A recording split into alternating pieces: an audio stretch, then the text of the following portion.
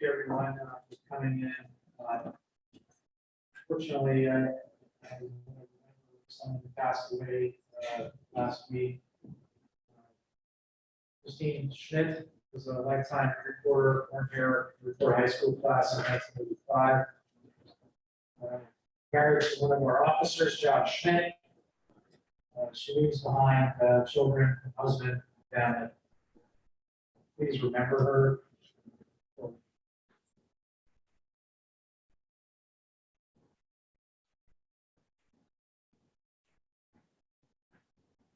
Thank you. Pledge of allegiance. Pledge allegiance to the flag of the United States of America and to the republic for which it stands, one nation, under God, indivisible, with liberty and justice for all. Call the roll. Roll for the meeting of September 27, 2021 at 7:30 p.m. Councilor Wallace. Here. Councilor Z. Here. Councilor Connell is here. Councilor Connell, can you hear us? He's muted. Yeah. You're self-muted. Can you turn up your sound? How you doing?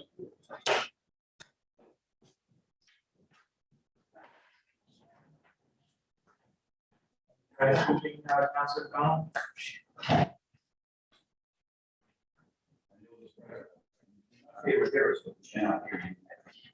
Can't hear you, Councilor, I'm sorry. Let's keep on the roll. So, coming back to Councilor Connell, Councilor Devlin is present here. Or present. Councilor Khan. Present. Councilor Lane. Here. Councilor McCauley. Yeah, here. Councilor Shan. Here. Councilor Tonto. Here. Councilor Vogel. Present. Council President Ivey. Here. Thank you. We'll try to work through our difficulties with Councilor Connell, but unless he drops off, we have to do everything by roll call for state law. So we're aware of that. Well, we have 7 of them. We have ordinance 87, municipal facility reports, ordinance 88, municipal building procurement, ordinance 46, zoning amendment, short-term rental units, definition. Order 278, acceptance of Colby Farm Parcel C, open space. Order 286, the crosswalk request by Central Congregation at Pleasant and Pitcomb. Communication 355, which is the human resources job description, and communication 356, which is an email string of September 9th related there too. Motion to waive the rules and accept the late files. Second. Discussion? Roll call. Council Wallace. Yes. Council Z. Yes. Council Connell. Councilor Devlin. Yes. Councilor Khan. Yes. Councilor Lane. Yes. Councilor McCauley. Yes. Councilor Shan. Yes. Councilor Tonto. Yes. Councilor Vogel. Yes. Councilor Ivey. Yes. Councilor Connell, if you can hear me, we cannot hear you. If you can try to unmute yourself. I can see you speak, but Maybe you can tell us from it. yeah, exactly. You will see, Council Connell, you can call in on the listing to be a phone number.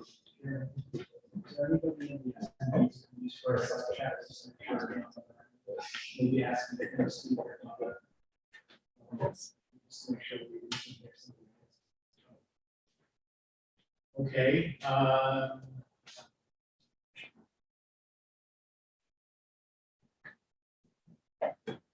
Chief Muzanecki, Donna, can you hear us? I can, yes, I can hear you. All right, thank you. Sorry, Councilor Connell, if you could please telephone in.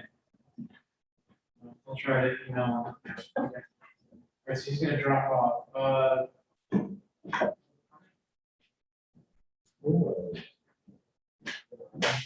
For those of you online, please raise your hand electronically. I have one person so far, 2 people.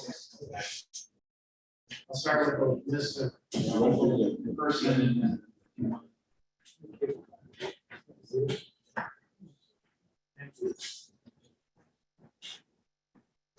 Okay, so I'll stand up, the microphone to pick me up.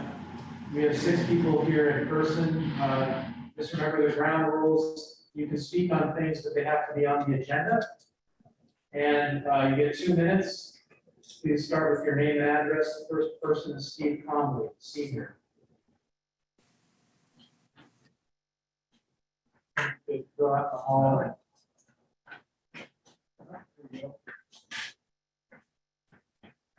So, is there something on the agenda tonight, Mr. Conley?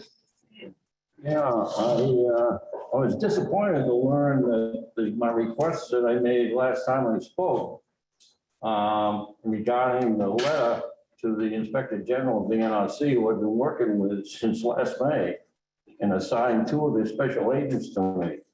He really wants to hear from all the towns that signed the letter to the chairman of the NRC, which, as you know, was never replied to.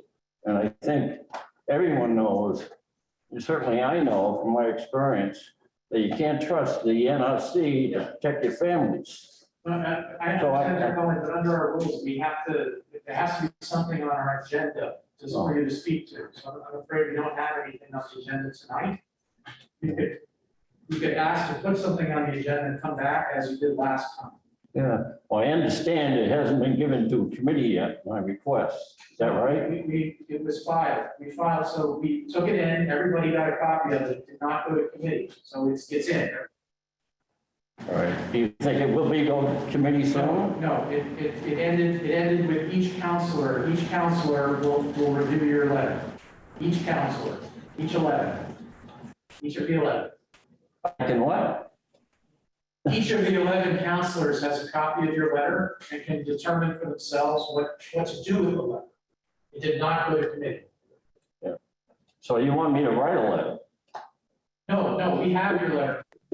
We're all set. We have it. We understand. So you're considering it, or? Yes. Oh, you are? Okay. Each Well, counselor is considering your material. Yes. great. That's what I wanted to know. All right. Thank you. All right. And I wanted to leave these if I can, if you can pass them around, because there's new Just ones. leave those and the clerk will pick them up. That's fine. Thank you very much. Okay, all right. Thanks for your time. Thank you. Thank you. Next is Andrew Stewart.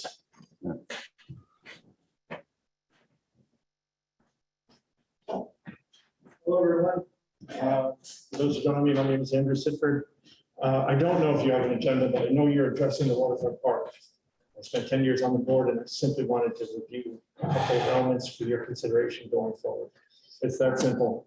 A lot of things are going on here. I just wanted to explain the original idea, concept behind this design was to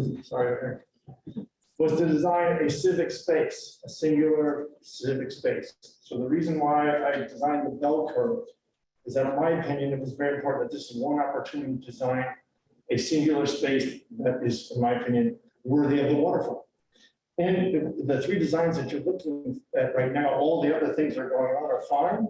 But in my opinion, this had to be a shape that held its own wherever you arrive.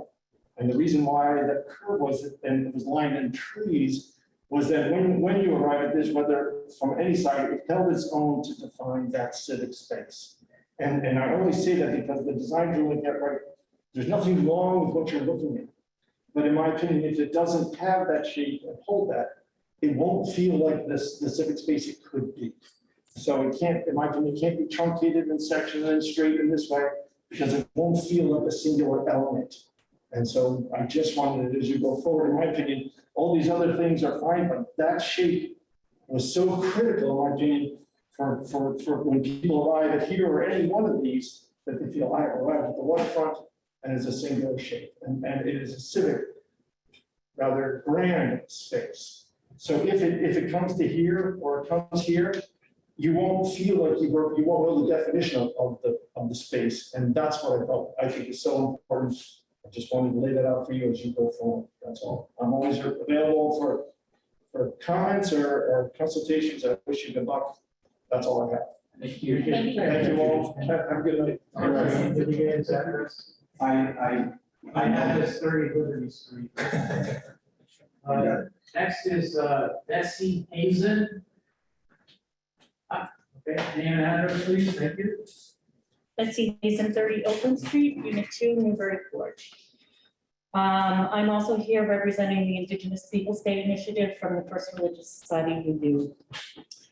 We have circulated a petition in the last few weeks and got over 155 names supporting our initiative to change Columbus Day to Indigenous Peoples Day.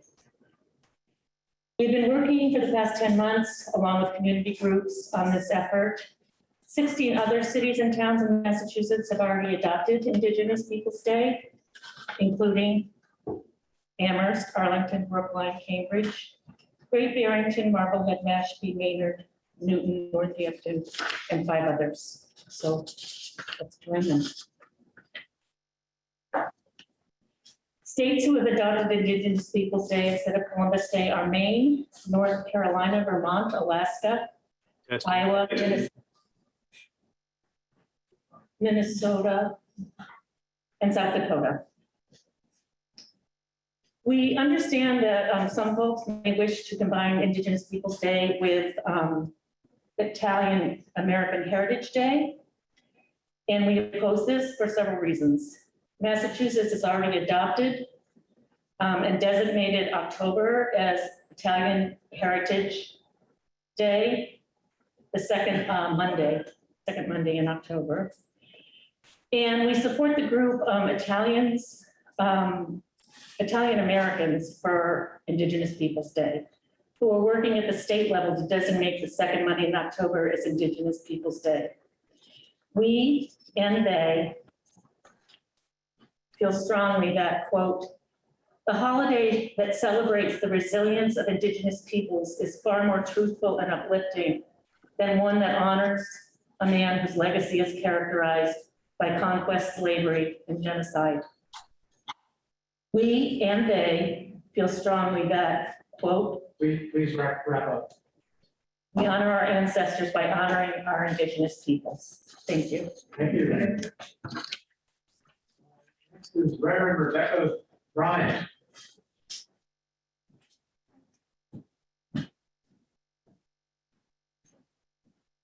Everyone, good evening. My name is Reverend Rebecca Bryan. I am the minister of the First Religious Society Unitarian Universalist on Pleasant Street. I'm also a member of the DEI and chair of the Clergy Association in Newburyport. You've heard me speak more than once, so I won't go through all of the points I've made the previous 2 times that I've shared with you.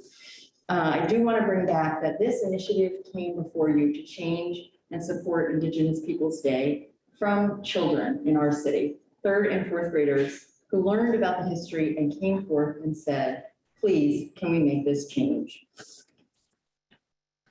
Again, without repeating what I said earlier in the previous 2 times I was here, I just want to put this into context that European settlers are estimated to have killed 56 million Indigenous people over 100 years in South, Central, and North America, 90% of the pre-Columbian Indigenous population.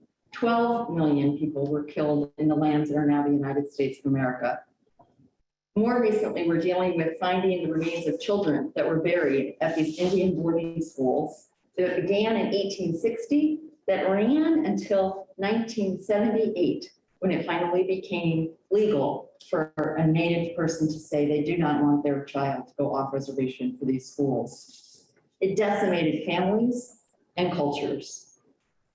We cannot solve all the problems facing the world, our country, even our community today, nor can we undo the wrongs that were done in the past, but we can look around us where we live and act on what is within our power. We can listen to our children and our community. We can follow the example of other municipalities. We can do the next right thing. And so I ask you to vote to make this change to Indigenous Peoples Day. Thank you. Thank you. Thank you. Next is Marianne Easy. Good evening. My name is Marianne Vesey. I live at 10 Kent Street here in Newburyport, and I'm representing the DEI group for the city, along with the Anti-Racism Affinity Group of Greater Newburyport. It's important to me that Columbus Day be changed to Indigenous Peoples' Day. Furthermore, it should not be combined with honoring Italian Americans. This is an example of a compromise that would become a lose-lose for both parties. Italian Americans were able to assimilate into mainstream American culture while also safeguarding their traditions and family bonds. Italian Americans are now celebrated in this country, and October is officially recognized as Italian American Heritage Month. In contrast, Native people were killed by disease, massacred in numerous battles, forced to move onto isolated reservations, had their children kidnapped and forced into residential schools in order to remove their language and culture, and betrayed with multiple treaties that were never honored. The last residential school was closed in 1984. It is long past time for us to honor the Native people who originally inhabited this country. We need to join the 16 other cities and towns in Massachusetts who already celebrate Indigenous Peoples' Day. Thank you. Thank you. James Snow.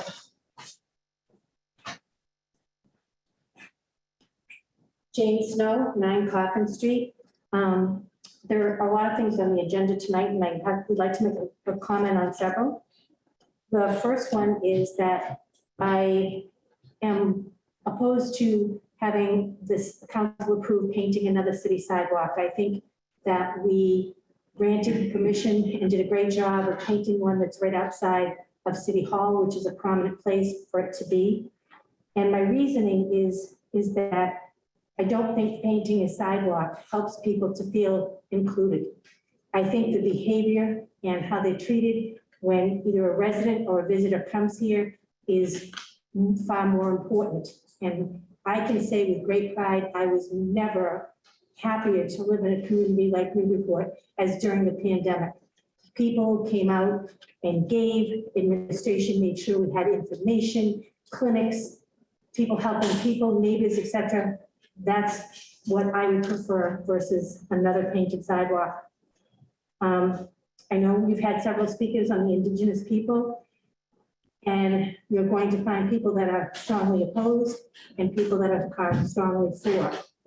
And so the way the order is worded right now, I support the idea of celebrating both days, having an Indigenous People Day and Columbus Day, but I do not support sending a letter to support the 2 House bills that we do away with Columbus Day. I feel that because we do have 2 measures in front of the legislature, that it is up to the citizens and the residents to contact their legislators and say, yes, I support this, or no, I don't, and then let them see how the feeling is in the city. I don't think as 11 councilors, you have a really clear understanding, because I think that if you walk through downtown, you could ask people, and many don't even know that this is in front of the council at this point in time. Lastly, I want to give a huge thank you to Councilor McCauley for all of his efforts in trying to straighten out the definitions on STIs. Thank you so much for all your time and effort on that. Thank you. Okay, that's it for everyone that's here in person. Councilor Connell, can you try speaking again? Yes, can you hear me now? First hand. Okay. Thank you. The first speaker online is Sandy Douglas. And let me allow you to talk. Go ahead. Hopefully you can hear me. Yeah. This is Sandhya Douglas, 2 Mosley Avenue, and I'm also a member of the DI Alliance of Newburyport. I'm here to urge you to vote in favor of the resolution to rename Columbus Day to the Indigenous Peoples' Day. And I'd like to ask you to do so without diluting it by combining with Italian Heritage Day. I think a community like Newburyport should be leading the way on what ought to be a fairly straightforward decision, and not follow the lead of a handful of others who may have taken a more dilutive and highly compromised path. This is not complicated, and nothing of importance is being taken away from Italian Americans. In contrast, as the Reverend and Marianne and others have helped you see, so much has been taken away from Indigenous peoples, and that history, that ugly history, demands that we not dilute the single act of long overdue restorative justice. Even a cursory understanding of history can show you that it is false equivalence to say that you're taking something away from Italian Americans when that something in question is a very ugly legacy that most do not want to be associated with. That is not how equity works. That's the opposite of equity. Equity requires us to lean into long oppressed and underserved people, plain and simple, because it is the right thing to do. And by the way, if Arkansas can do it, surely the good people of Newburyport will have no problem doing the right thing. This is a long overdue movement that's sweeping the country. This is our opportunity on the right side of it. I hope that you will exercise your independent conscience and do the right thing by voting in favor of the resolution as authored without diluting or adding compromising amendments. Thank you. Thank you. Next is Amr Ibrahim. Bear with me.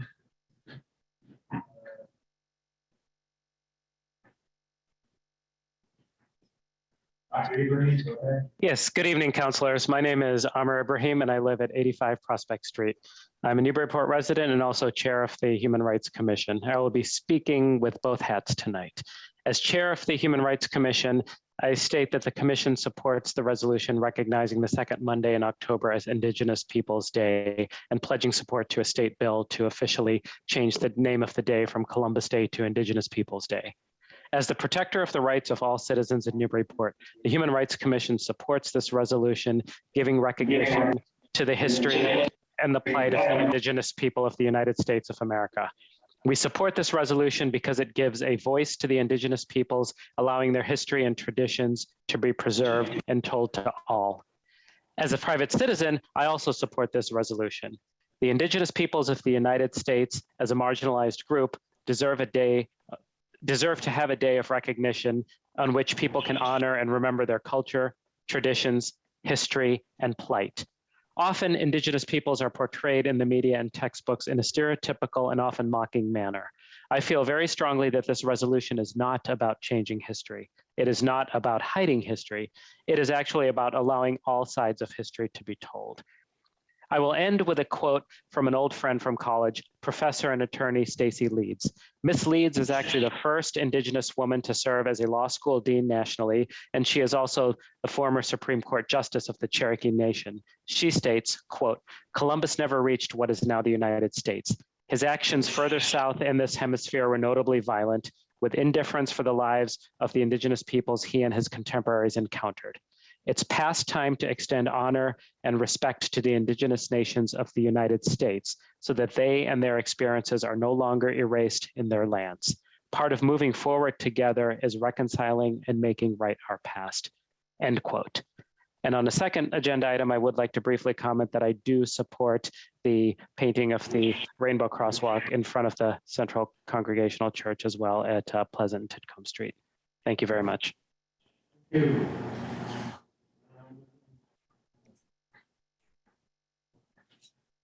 Next is Gene Costello.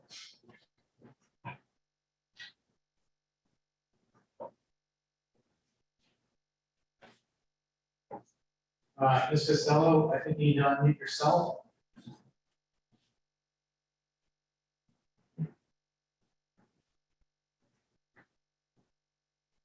Yes, thank you.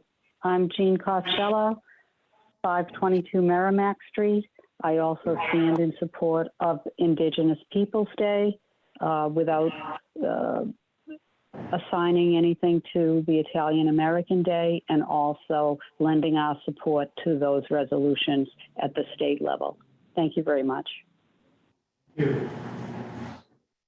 Next is going to be Craig Douglas. Mr. Douglas. Hi, my name is Craig Douglas. I reside at 2 Mosley Avenue in Ward 4. I would like to say that I'm in favor of renaming Columbus Day Indigenous Peoples Day as a standalone day, not tying it in with Italian Appreciation Day. As was stated before, there is already an Italian Appreciation Day. And I would also like to say that I'm in favor of another rainbow sidewalk. And that's it. Thanks. Thank you. Next is going to be Jenny Donahue. Donahue, there. Oh.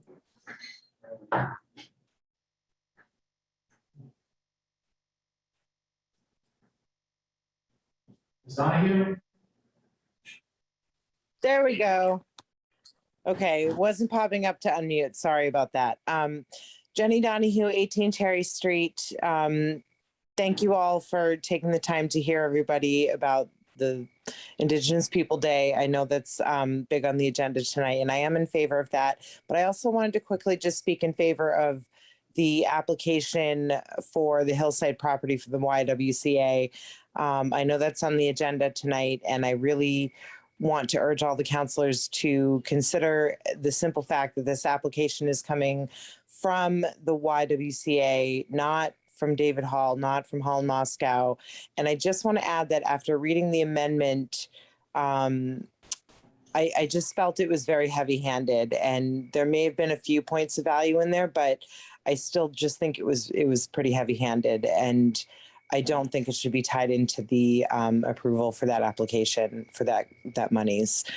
So I hope you all consider that, and thank you very much. Thank you.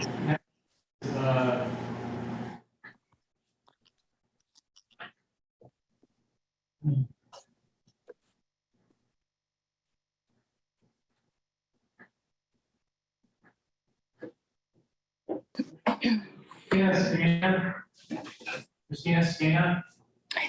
Yes. Hi, I am Christina Skina of 8 Broad Street, and my son Luke Skina is a third year at River Valley Charter, and he would like to read his letter in support of changing Columbus Day to Indigenous Peoples Day. Go ahead, bud. I'm Luke Skina, 8 Broad Street. I would like if we could change the name of Columbus Day to Indigenous Peoples Day, because Columbus, technically, he didn't discover America, and some people celebrate because he did, but not all people know that he didn't, because the indigenous people were already living there. And that's why I think it's the right thing to do, is we're celebrating, he may have done other things. He enslaved them. I think it's wrong to celebrate a person who did bad things. Thank you very much. Thank you.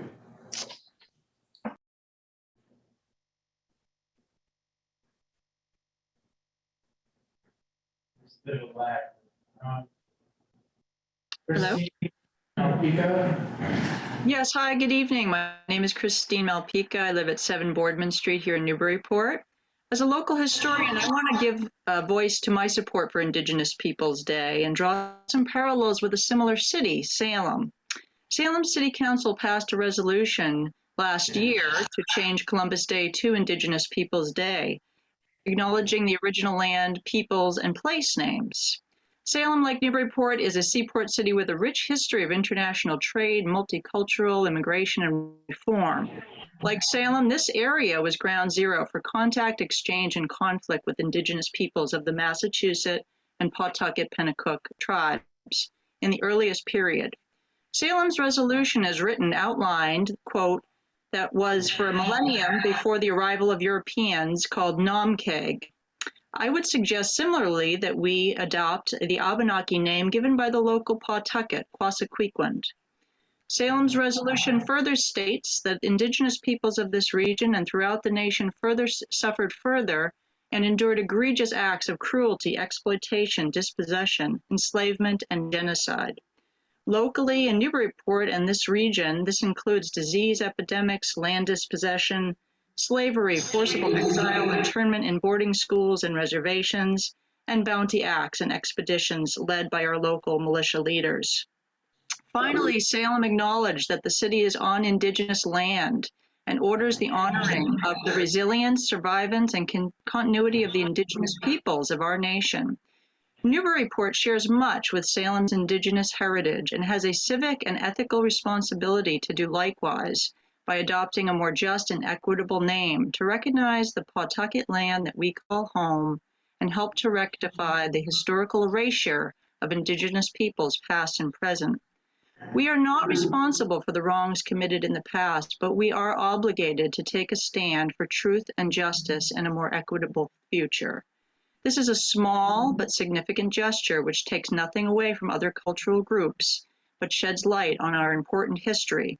Your votes tonight will be part of our collective legacy and an example to the city's courageous children who first publicly raised this important issue. I want to applaud them and all of you for considering this as part of our history of progressive reform. It's one of the things that makes our city great today and for future generations. Thank you.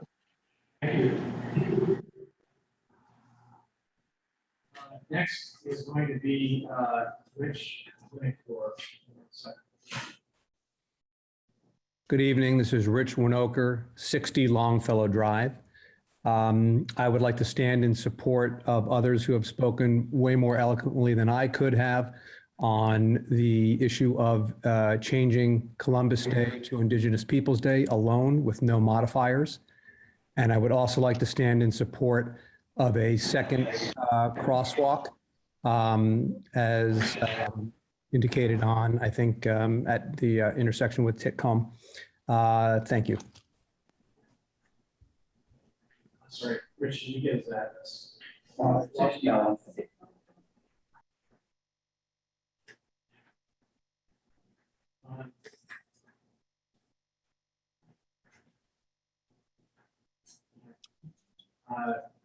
Someone named Lynn, name and address and for the record. Lynn? You're muted. Lynn, you're muted. You're still muted. Still muted. I can come back. I will come back. Let's go to Oscar Carpenter.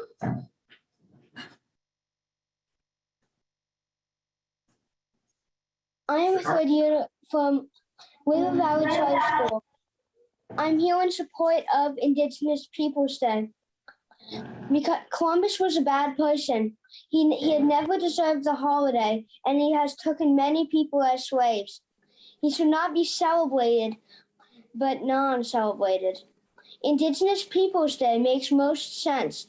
Columbus had never discovered America, and the indigenous people, which were the ones that had lived there many years before. Thank you for your time. Thank you. I just need an address, Mr. Carpenter. 106 Kimball Road. Thank you. All right, let's try Kristen Porter. Hi, I am another third year at River Valley Charter School, and I'm here in support of changing Columbus Day to Indigenous Peoples Day. Columbus was terrible. He killed so many people, and just like saying his name in a holiday just doesn't make sense. And thank you for your time. Bye. And address. Oh, it's 210 High Street.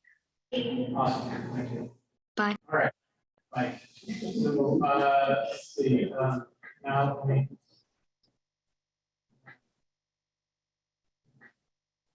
Lynn, let's try again. So Lynn, I don't have the last name. Okay, sorry, I couldn't unmute myself. Lynn Taylor, 57 Middle Street. And just briefly, I want to echo the sentiments of the children who have spoken here tonight and the other people that I am very much in favor of changing the name of Columbus Day to Indigenous Peoples Day and keeping it as a standalone. Lost it. We lost you.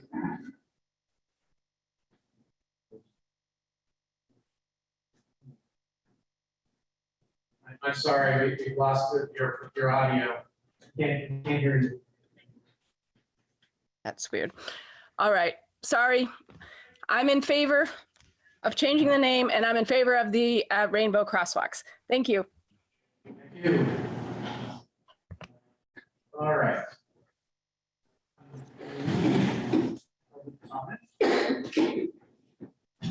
Everybody who asked. Now we're on to mayor's comment. Mayor.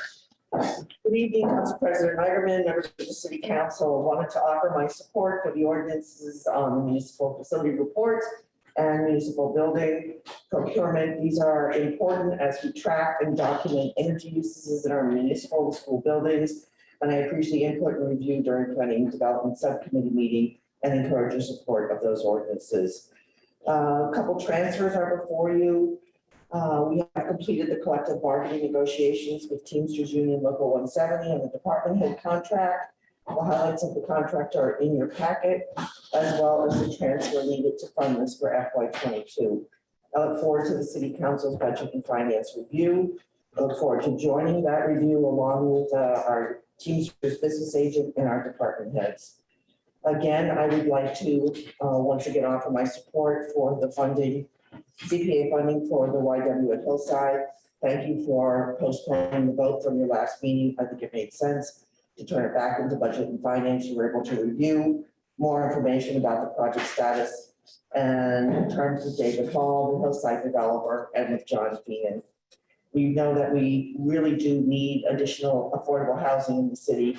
I strongly ask you that you support this, and the fact that you have made some stipulations regarding the additional 50,000, which will be added to the 150 previously granted to this project. I just ask a slight modification in item number 5, where if there's a vacancy in one of these units, that you would reach out to not only the Newburyport Housing Authority, but also to the Newburyport Affordable Housing Trust in terms of reaching Newburyport residents, if you would be so kind. I don't think I need to go back over a lot of information because you've been hearing me talk about the problems on reservation, the greater reservation terrace, and what's been going on out there for several years. And with the dredge project being delayed and will not be rebid until the spring, we are fully permitted, ready to go with the short-term wood piles and core bag projects. The state has allocated $400,000 for this project and has requested a $100,000 match from us. I'm asking you to please fund this project. We have no other options out of Plum Island at this point, and I don't know how we're going to get from here to the dredge with the 260,000 cubic yards of sand placed in that greater area to protect our infrastructure, roads, and people's homes. So I'm really asking you for your affirmative vote this evening, and there really is a strong nexus to the establishment of that utility fund and protection of our infrastructure. Orders, there is order for in your packet tonight for one of the rectangle rapid flashing beacons. This one is going to be put, I think I had mentioned this a few weeks ago, in front of the senior center and the Bresnahan School. It's important. Again, we're having a really hard time with crossing guards. This will be a real asset to families, students crossing to get to Bresnahan, as well as seniors going to the senior center. Thank you all across the community who participated and provided input. Justice Sasaki for the Ad hoc Waterfront Committee and Planning Department on the conceptual design of Market Landing Park. There seems to be a couple outstanding decisions that need to be finalized on the ways to the water in Core and Central Wharf Way and the rail trail access. And I think you heard a little bit from the former NRA chair on that tonight. Approval of your conceptual plan is in your packets tonight. We look forward to further feedback as we work towards a conceptual design. Don't need to talk about Indigenous Peoples Day. Obviously, this was brought through the DEI, through the sponsor, Heather Shan, who's part of our DEI, with, I think you've heard support over and over again from members of the Union Church, DEI, and other groups in the community, and encourage you to support that. We have tentatively scheduled a hearing on the Global Gas property at the corner of State and High Street for October 12th at 6:30. I will confirm that meeting as soon as possible. We're looking at attorneys and representatives from Global Gas to be on site. That's why it's still tentative. We will be meeting this week with GEI and their coastal engineer to talk about the status of the bulkhead project, some issues regarding storm surge and climate change have been brought up. And so we need to work out in terms of how can we move this really critical project forward with the bulkhead, but also know that down the road we can add height to it if need be. We've been had a follow-up meeting with our rapid recovery grant with Ezra Green. There's information there about what we're working on in terms of putting a economic recovery plan together. Information is there. I will give you his final template once that is done. I'll be meeting also with the town manager from West Newbury this week to update the MOU we have with the Plum Bridge. We had our annual meeting with the Mayor Dayton Moral Charitable Foundation. And once they vote on the projects that were presented, they come to you for your approval, and we'll let you know those. Mayor's had a meeting with Governor Baker last week, remotely still, and really positive reports on our state revenues. We have the highest balance in our state stabilization fund. There was an increase in Chapter 70 school funding by $220 million. Vaccination rates have reached 99% for one dose for those 65 and older. And we have now 5.2 fully vaccinated and low hospitalization rates. There have been 4 hearings on the ARPA funds. I'm again giving you the list of the chairs and co-chairs of that in your packet. Would really like to encourage people to write to these legislatures to ask them to move forward on the $400 million that is before them for environmental funding and housing. Then I presented you with information on a webinar I was invited to last week. This was with the International Institute of New England, who was they have 6 locations across New England, and they are working with the Afghan evacuees to resettle them in New England and Massachusetts. So there's information there if you are interested in that, in our interfaith community is also working on ways to support this initiative in our state. Finally, I just wanted to let you know that 74% of all eligible residents have been vaccinated, 81% are at 1 dose. And just to remind people, we are not out of the yet. We have had more cases this month than ever before, 84, and we've had an additional death. We're doing better in terms of hospitalizations because people are vaccinated. Otherwise, we'd be in lockdown again, as you know. So please, just people continue to be careful, wear your masks, and follow protocols that are posted with our Board of Health on our website. And if you come in contact with people who have COVID, you must isolate yourself for a period of time. All that data is there for you to look at. So thank you for your time. Thank you, Mayor. I have a question from Councilor Vogel. Yeah, Mayor, thank you. Could you just go a little bit further on the global property? What's the intent of the public hearing? What's the? Well, we've been looking at whether or not we can define it as a nuisance property. And then with that comes additional rights for the city in terms of what we can do in terms of moving it forward. I mean, the bottom line is that, we want the canopies at minimum taken down. We want people to acknowledge the fact that we want this to move forward. They need to work on the deed with, Exxon because they're the owner of the actual property and deed, and that we'd like it to be residential site and no longer going to be a gas station. So we've got some work to do ahead of us, and this is the first step. I mean, we've had 2 conversations already with them remotely. And again, they did twice, they've done maintenance, they've come and put the Jersey barriers up, they're working on the deed, they've connected us with their attorney. So, I mean, I feel like they're being responsive, but again, it's the parent company that is going to be the challenge in terms of getting the deed changed. So my question was, why? What's the intent of a public hearing? Obviously, is it going to be question and answer? Is it a discussion between you all? What's this public hearing? Well, that's what the point is for them to hear from the public about how frustrated we are with the status of this abandoned site that has been sitting for a couple of years. And I think we're all just sort of assumed something would happen with it. And then I think with the letters from the abutters, it became pretty clear that we had to take a position as a city. I'm not sure where we'll end up on the other end, but our goal is to get the deed changed, get the property sold, and get a residential development in there. Thank you very much. You're welcome. Thank you. Other councilors? Thank you, Mayor. You're welcome. Under the consent agenda. The consent agenda this evening consists of the following. Approval of the minutes for September 13th. There are three communications. Communication 353 is the library annual report for the budget and finance. Communication 354 is Whittier's annual operational report. We received and filed. We have application 51, which is the PGA launch party at Battlegrounds, October 16th in Tracy Park to go to public safety. There is one transfer 111, $42,000 to multiple accounts, collective bargaining agreement, Teamsters local union 170, go to budget finance.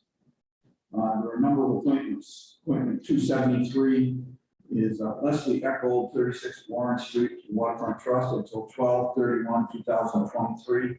That's to be referred to planning and development. There's appointment 274. The following 5 appointments all go until 10/28/2022. They are all Emerald Andrews Library. They are as follows. Appointment 274, Anya Elrod, 43 Purchase Street. Elizabeth Eliani, 29 Oak Street. Virginia Champy, 84 Purchase Street. Susan Chase, 44 Oak Street. Donna Conway, 27 Marlborough Street. Then we have 2 more appointments. Appointment 279, Marcia Edson, 11 Salem Street, Tree Commission until 10/15/2024. And appointment 280, John Moynihan, of 415 Portland Street, Rochester, New Hampshire, to the Cultural Commission until 10/15/2024. Following items are removed from the committees on the consent agenda motion. Order of budget and finance, order 265 and transfer 110. General government, order 27, communications 344, 349, and ordinance 95. Neighborhood and city service, following communications 234, 285, 299, 326, 337, and 343. Planning and development, ordinances 87 and 88. Orders 278, 279, ordinances 83 and 46. Public safety, application 50. And public utilities, order 275. That is the consent agenda this evening. Motion to approve. Second. Roll call. Motion to approve consent agenda. Council Wallace. Yes. Council Z. Yes. Council Connell. Yes. Council Devlin. Yes. Council Khan. Yes. Council Lane. Yes. Council McCauley. Yes. Council. Yes. Council Tontar. Yes. Council Vogel. Yes. Council Ivan. Yes. Thank you. We have mayor's update, motion to receive file. Second. Any debate? Roll call. File mayor's update. Council Wallace. Yes. Council Z. Yes. Council Connell. Yes. Council Devlin. Yes. Council Khan. Yes. Council Lane. Yes. Council McCauley. Yes. Council Shan. Yes. Council Tontar. Yes. Council Vogel. Yes. Council Ivan. Yes. Communications. Do you agree to vote? Yes, communication 355 is the job description for human resources. It goes on for a number of pages, actually 5 pages. And 356 too? Yeah, I'm sorry, 356 coupled with it. It is an email chain starting September 9th, 2021. It was on for several pages, 3 pages. Motion to table. Both items? Yes. Thank you. Roll call. Okay, this motion to table 355 and 256, right? Yeah, First, it's not debated. yes. Second, John? Thank you. Council Wallace. Yes. Yes. Council Connell. Yes. Devlin? Yes. Council Khan? Yes. Council Lane? Yes. Council McCauley? Yes. Council Shan? Yes. Council Tontar? Yes. Council Vogel? Yes. Council Ryder? Yes. Thank you. Do we have any transfer? No. How about second reading appointments? We have the following two second reading appointments. First, appointment 272, Alphonse Montoni, 10 Woodland Way to the Housing Authority until September 1st, 2026. Motion to approve 272 on second reading. Second. Anyone wish to speak on this matter? Roll call. Council Wallace? Yes. Council Z? Yes. Council Connell? Yes. Councilor Devlin? Yes. Council Khan? Yes. Councilor Lane? Yes. Council McCauley? Yes. Council Shan? Yes. Council Tontar? Yes. Council Vogel? Yes. Council Ryder? Yes. Next, we have appointment 263, Donna Brett, 8 Chadwick, in the Finland Human Resources Director until 7/1/2024. Need a motion, unless there was one pending at the time. The minutes don't show a pending motion, so it's just a motion. Motion will just be a motion, I believe. The motion approved? Second. Discussion? Also, if you want to take those items off the table, now would be the time. Try to withdraw my motion and say motion to take off the table. Is that the first? No, you can just do it on top, it's okay. Okay, so motion to take off the table and motion to approve. Got it. All right. Is there a second? Second. Okay, discussion. Councilor McCall. Thank you, Council President. I'm going to reiterate just quickly my issues with the process here. We didn't post it, it was an internal posting. We know that and I don't want to relive this, but I think the process is subject here. Human resources is a field in which employees of all levels need to feel safe and empowered. They need to develop psychological safety. I think this process took some shortcuts along the way. So with that, I'd like to make an amendment, propose an amendment that we it's a twofold amendment that we change the date to the appointment date to 3/31/22, and we change the annualized salary to $80,462. Sorry, I missed the last part. 80,462, and to change the annual salary. Yeah, the second. Second. Debate on Councilor Z. Debate on the. Mr. President, may I just ask a few questions, since the other communications are off the table, are we discussing them all together? Yep. So we're on order. Thank you. So I'd like to ask two questions of the finance director to the president. So in one of the communications, I think it's the email thread, I understand that there was a leave of absence taken by the former HR director. So my first question is, was the salary continued to be paid during that time period, and out of what account? The second question is, at the time of termination, was any sort of severance paid to the employee at the time of termination? And if so, in what amount and from what account? And the last question is, we have a contract, I believe, as well. Does that allow for a leave of absence that way with continued salary? And I should also ask, what was the length of that? If that's how it was referred to, I believe, it was a leave of absence. So, Okay. sorry, I said two questions. We'll try to get the finance director. Director Manning, did you hear all that? Yes, so good evening, counselors. So the former HR director was on an approved leave authorized through FMLA. And that employee did have accrued vacation and sick leave, which allowed for compensation during that leave of absence up until she tendered her resignation, at which point she was paid out what was legally owed to her in terms of accrued vacation leave. Mary, do you want to speak? Counselor, did that answer all the questions? Let me digest. I'll get. Yeah.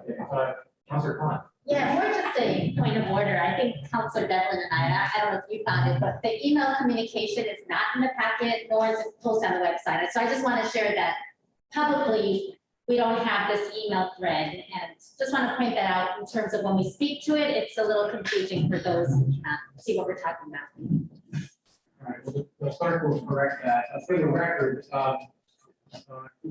this is an email authored by the mayor on September 9th. It was forwarded to members of the General Government Committee. So Councilors Connell, Heiderman, Devlin, and CC to Councilor McCauley. So if you check your email, it's there. The clerk is scrambling here to copy.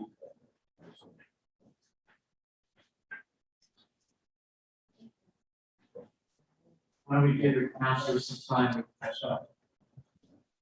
Does anyone else see the copy? Councilor on this side.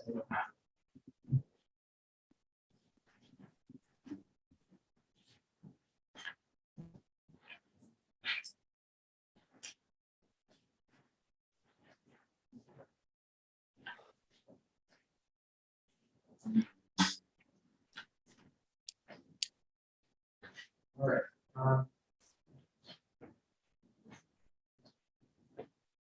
We need to recess, you guys can do catch up. It doesn't matter to me.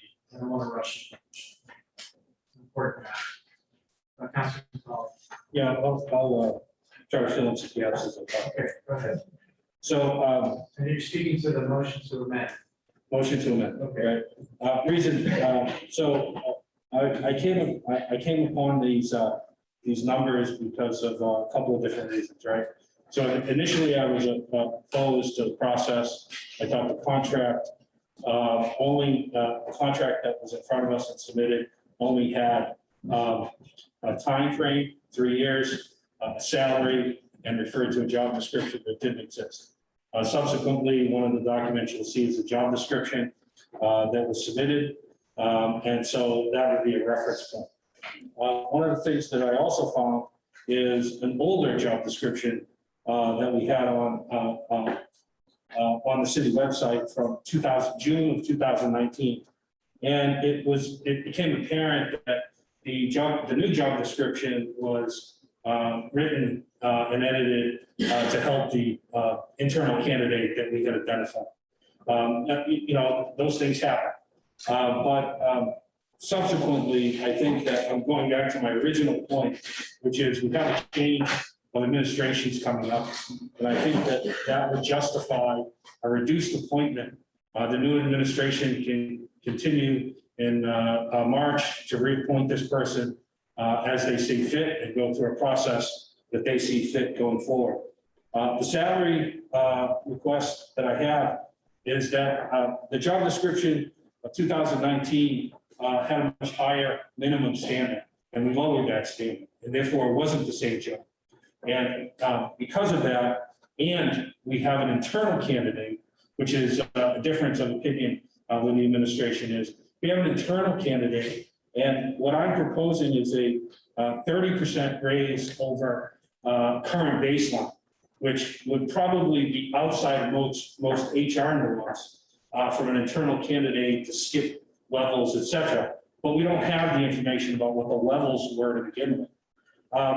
If we went with the original contract price as submitted, that would be a 56% increase over the baseline of where the candidate is today. I just think these, from an HR program and policy, they're unsustainable and they set a bad precedent going forward. Again, I'm asking you to support a limited time and a reduced salary. Thank you. Other councilors. All right, Richard. Councilor Thompson. Yeah, let me tell you about my concern. I think any department head should be hired to serve the city, and we should not think of these as being hired to serve a particular mayor.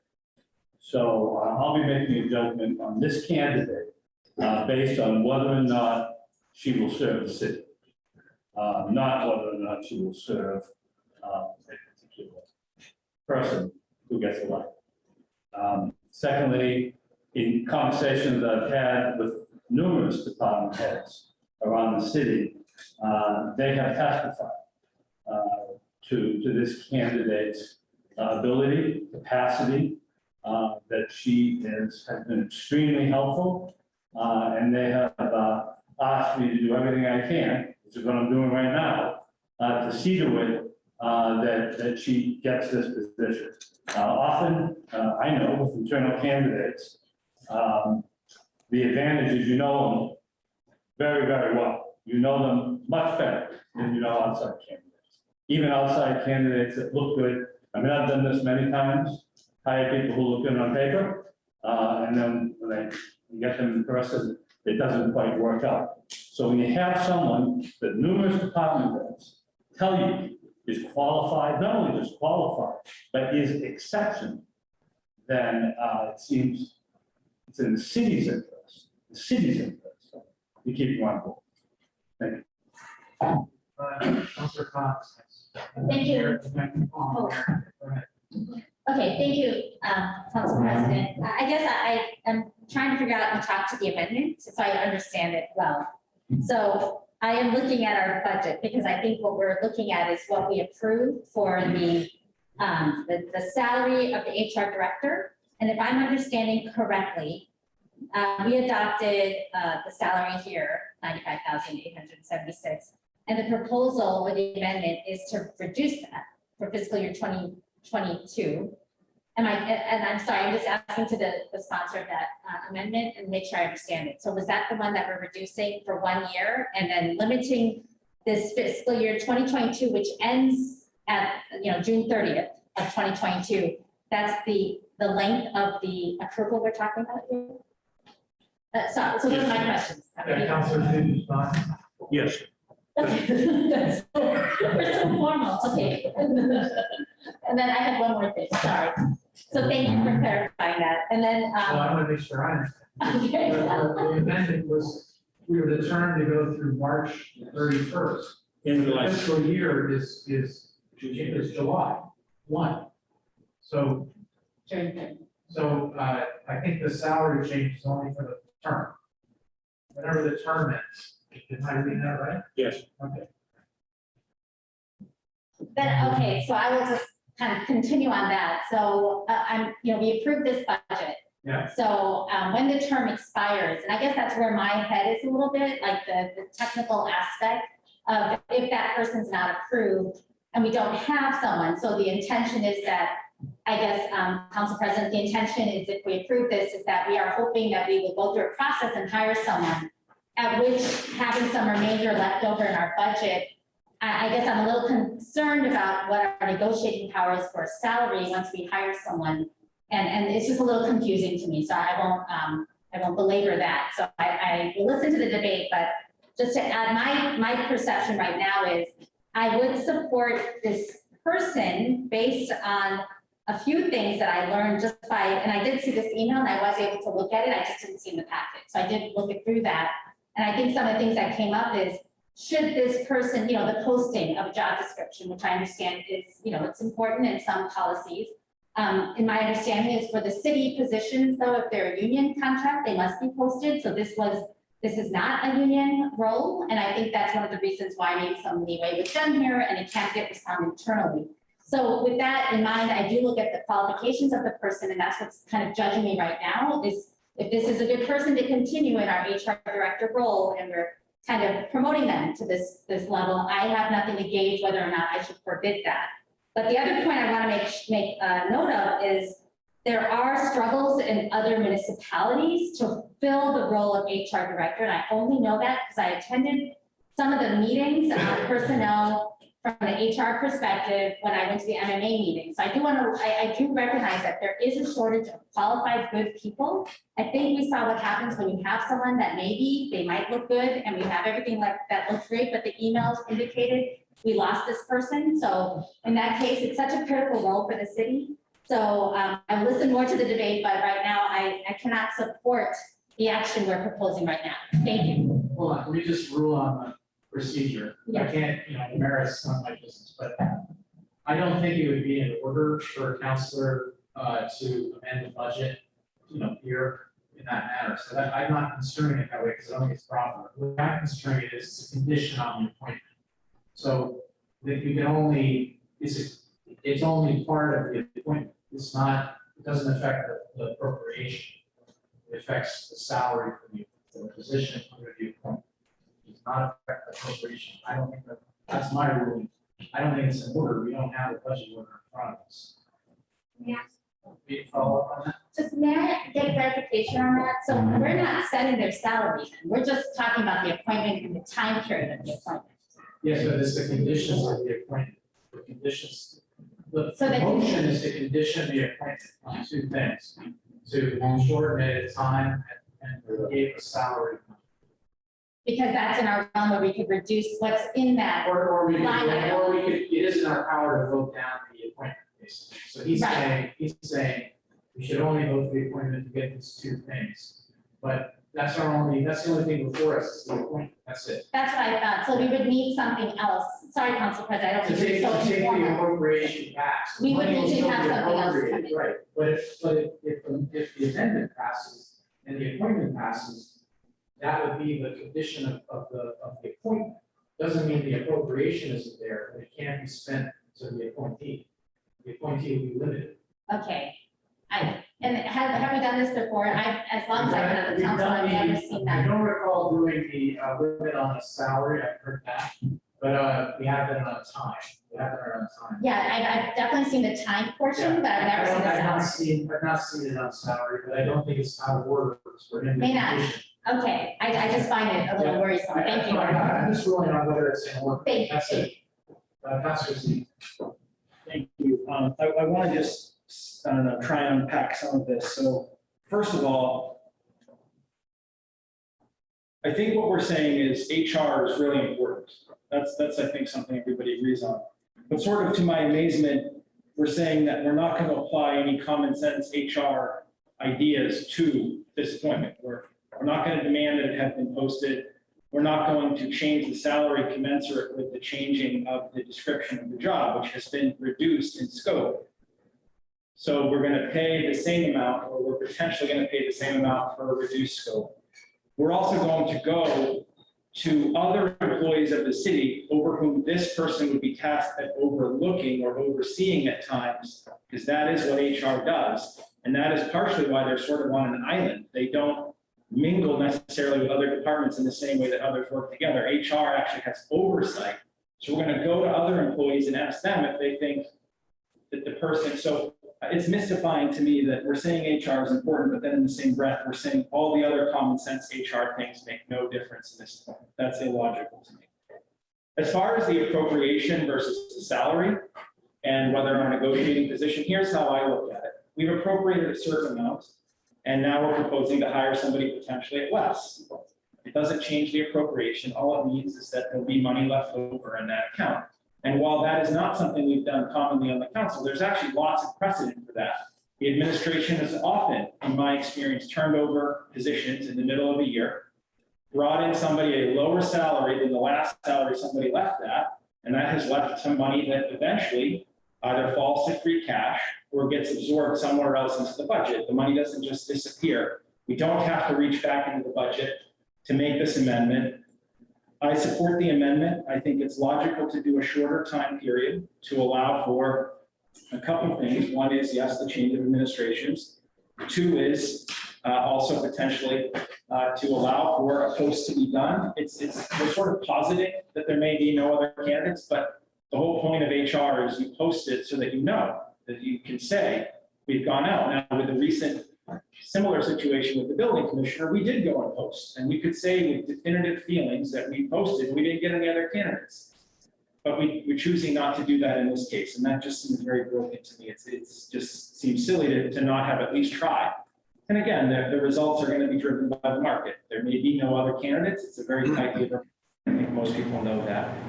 So I'm going to support the amendment. I think the timeline is sensible. It allows for a new administration to come in a few months, so it's not an abrupt end on 12/31, and then you've got this kind of chaotic period. And I hope that there could be some better process to go out and post and see if somebody wishes to take the job. And as far as the salary goes, we do, budget and finance in particular, does union contracts all the time. And we always talk about steps and grades, and when something gets posted, then you have to post a position, and we try not to allow jumps over steps to be fair. So if you're having a position and you're changing essentially what the function of the position is, then the compensation should be commensurate. I mean, again, I feel like I'm saying things that are incredibly obvious, and I almost feel stupid saying that, but that just seems very commonsensical to me. And this seems like a reasonable compromise to not gum this up further and not to have a lengthier period of time where there is no HR director. The last thing I want to say is I'm not entirely comfortable with what may have happened with the previous director. It's not clear to me what happened during that gap time, who responded to grievances, who basically undertook the role, what union contracts did we approve that were negotiated during that time, by whom were they negotiated. So that's making me a little bit uneasy and makes me feel that much more intent on thinking about what this contract really says, because again, we know from our experience that HR and finance in particular are different than some of our other departments for a reason. You know, the finance director, the HR director, and I think if you think about it, it makes perfect sense. So those are my responses to some of the things, and a little bit of mystification on some of the things that I don't understand here. Okay, thank you. Before the debate continues, the mayor is not in the debate. Were there some facts, Mayor, that you wanted to bring in and we'll keep our debate going? Yes, I wanted to talk about the fact that when I took office almost 12 years ago, we did not have HR. The city was in shambles in terms of HR. To this day, we're still covering thousands and thousands of dollars of Medicare costs because we did not have HR monitoring this. The HR position has not been decreased by a change in the job description. We had an acting person. We never have this opportunity to have a person in an acting role to evaluate their skills. This has been the best. I have worked with a lot of HR people over the years, and we've had 3 prior to Donna. We have never had an HR person with this level of skill, diligence, attitude, performance, and the ability to manage all of the enrollment process that happens with insurance during this period of time, and being able to deal with some pretty significant personnel issues and hiring, and she was alone in that office. And I'm sorry you don't have information about what happened with the former HR director, but that's beyond your ability to know. That is personnel. The other factor is that when you have someone who's been in an active position for 4 months and does an outstanding job, why would you not, when she knows the entire system? Union negotiations, we've now started PEC meetings because this is a multi-month process to renew, put out to bid, whatever the PEC decides to do in terms of health insurance this year. You know that we're spending about $1 million a month. This is a really critical position and someone who understands this process. Municipal HR is very different than non-municipal HR. I think you're doing a grave disservice to someone who has shown amazing dedication and commitment and skill to give her only an appointment till March. Any new mayor coming in will have so much to deal with that they won't even think about HR till the PEC group calls them in. I think you should at least give her a year appointment. Gives a chance to get through a renewal of medical insurance, gives a chance for the new mayor to look all across the city. 90 days is not enough time to make decisions regarding HR when they're in the middle of doing really, really important work. Okay, so back to the people that spoke yet. So Councilor Della hasn't spoken yet. Councilor Tomfire has spoken yet. Almost as long. Yeah. about a couple of things, and one of them was just touched on in there. But the first thing, I'm uncomfortable that the job wasn't posted.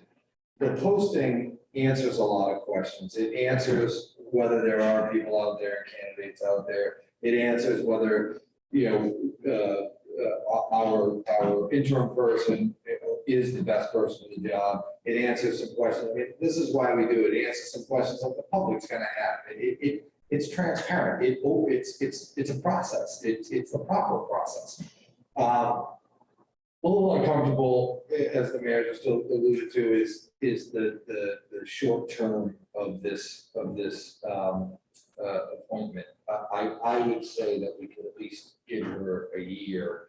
And that gives the incoming mayor a chance. I'm just talking right now. I haven't made that motion yet. And I want to see everybody's faces light up when I say something like that. I didn't quite see that. But the other thing is, I feel uncomfortable with the idea of reducing salary. Look, there's some questions that get answered by posting this and comparing her to other candidates. But we do have reports from her direct supervisor, which is the mayor, that this person is suitable and is doing a good job. It seems, and I know it's not intentional, but it seems petty of us if we're kind of nickel and diming it. But again, I've said it before, that is what we do here. So theoretically, I'm okay with it in this circumstance. I just think if we could make it a year and we could make it, the salary, I'd be more comfortable with what we're doing here, because I do think it needs to be posted and the process needs to be adhered to, or a good process needs to be adhered to. Well, I'm not going to leave it at that. I'm not ready to make that. Have any other councilors? Thank you. So in one of those rare moments, I agree with my fellow at-large councilor. I believe that.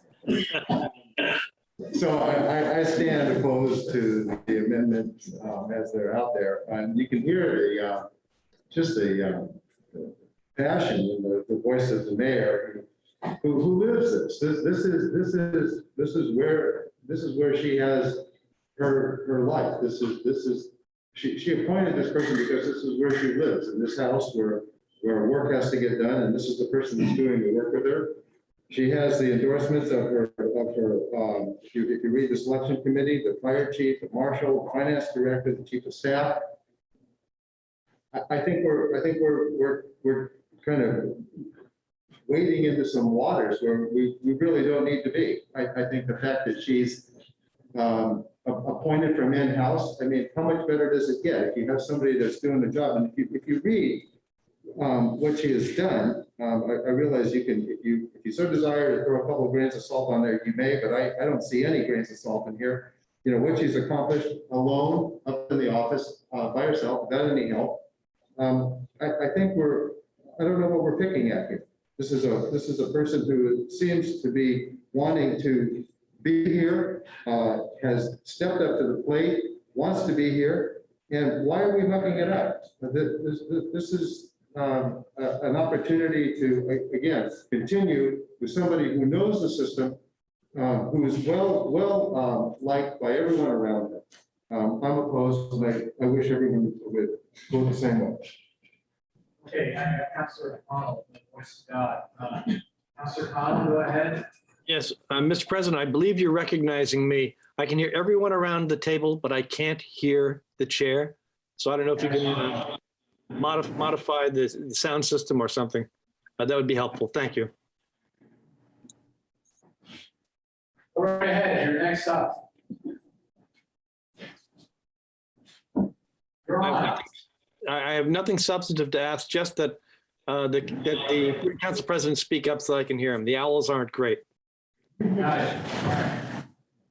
Councilor Connell already spoke. If anyone who's not spoken, then back to Councilor.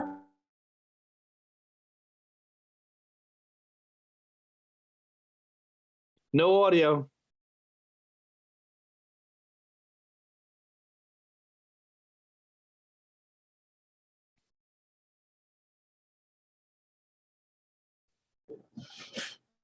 Councilman McCauley is next. Thank you, Council President. I appreciate the comments that have gone on here.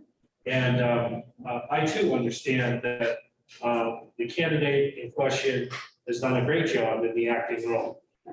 And but that doesn't mean that it's okay that we took a shortcut, because we did take a shortcut. And the person can have as much support as needed. But when the outside looks in, there is no transparency. How do we know that there might be a candidate better? How do we know that there's a diversity candidate out there if we don't post the position and we don't interview? We went through the motions of having an internal candidate do the work, be on, under scrutiny, be evaluated for the job, but we shortchanged the candidate by taking shortcuts. Because if I can ask questions about the appointment, not whether the candidate is good or not, but the process, and I can ask questions about the discrepancy in pay that goes from the base where she was, skip grade levels, and when we don't even know what those grade levels are, but skip grade levels to get to a 56% increase for an internal candidate. We have our union labor contracts lecturing us as to what the right process and procedure is. I think this is dangerous from a precedent standpoint. We have other non-union department heads, and how can they not say, I want a 35, 40% raise? Why? Because somebody else got one. We've already seen it with car allowances. I mean, that's so mundane, but this is the door we opened. And we didn't have to open this door, but we did. And so the only way I'm thinking, and I'm suggesting, is to move the candidate forward who would like to see stay here, is to extend that time, not 3 months, it's 6 months from today. And you know what? That will give everyone time to post the job and to look at what we're supposed to do from an HR perspective. I started this conversation a month ago and said the irony of hiring an HR director by not following any HR rules that would be supported on this planet. And they're not. So I'm urging you to help us set the reset button on this process, because we're going to have to live with the precedents that we set. Thank you. Great. Mayor, I just want to conclude the debate. I gave you a long list. I don't want to drag this out. I think everyone's talking about. Please. So should we post Ethan's position too? Because we did it the same way with Mayor, please, let us just finish our debate. Okay, so I think Councilor Tantar and then Councilor Plum. I think we would all be remiss if we did not look at the candidate's resume.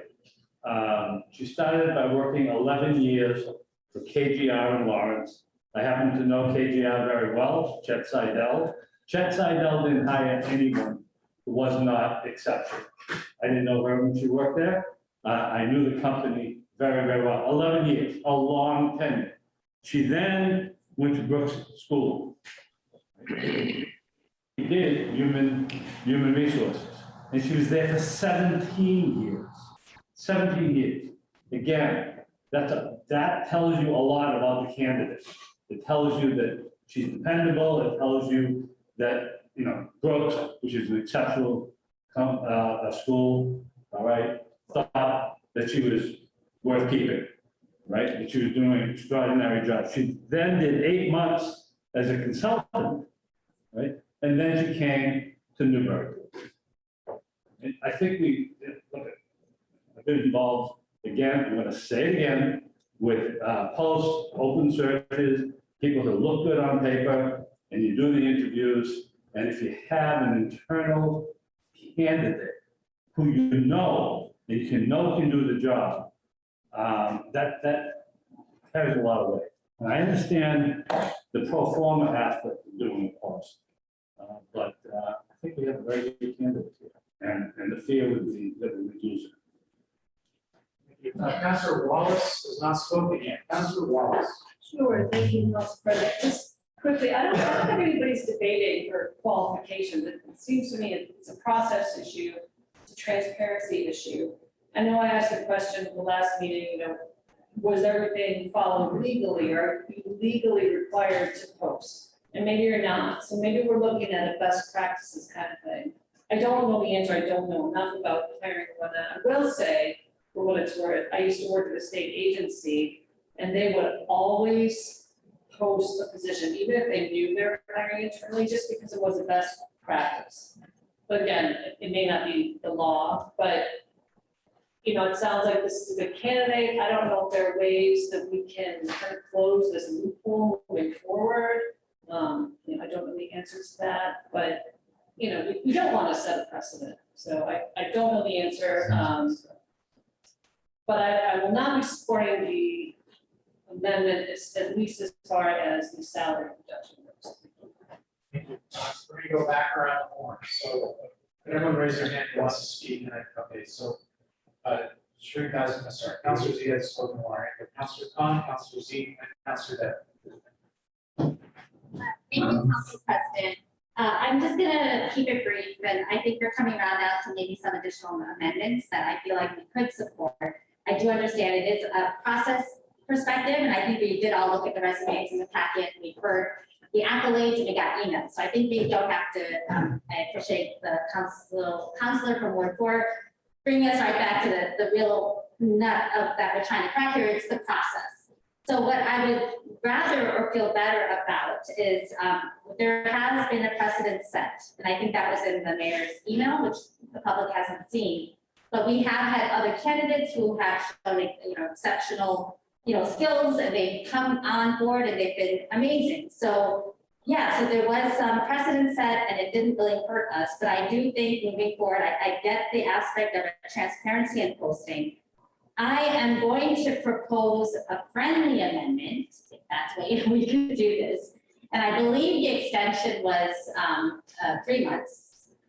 And I'm wondering, mainly because of the fiscal calendar, can we get to the middle of the month? So like June 30th of 2022, not the middle of the month, middle of the year. During that time, there will be a new administration, but we're not immediately having to find a new HR director. It's time. And so how would I say it? I don't want to touch the salary, but I wouldn't mind extending the approval, not having it as long as 3 years, but to modify it to June 30th, 2022 is a friendly amendment. I would second that. Okay, well, the second ask agrees to. So second agrees. So motion on the floor is now through June 30th, 2022, but it still has the reduction in salary, or remove the reduction in salary. I still have the reduction. He still has a reduction in salary. That's the motion on the floor. Next is Councilor Z and Councilor Devon. What is that? I do think that, we can compromise on the time.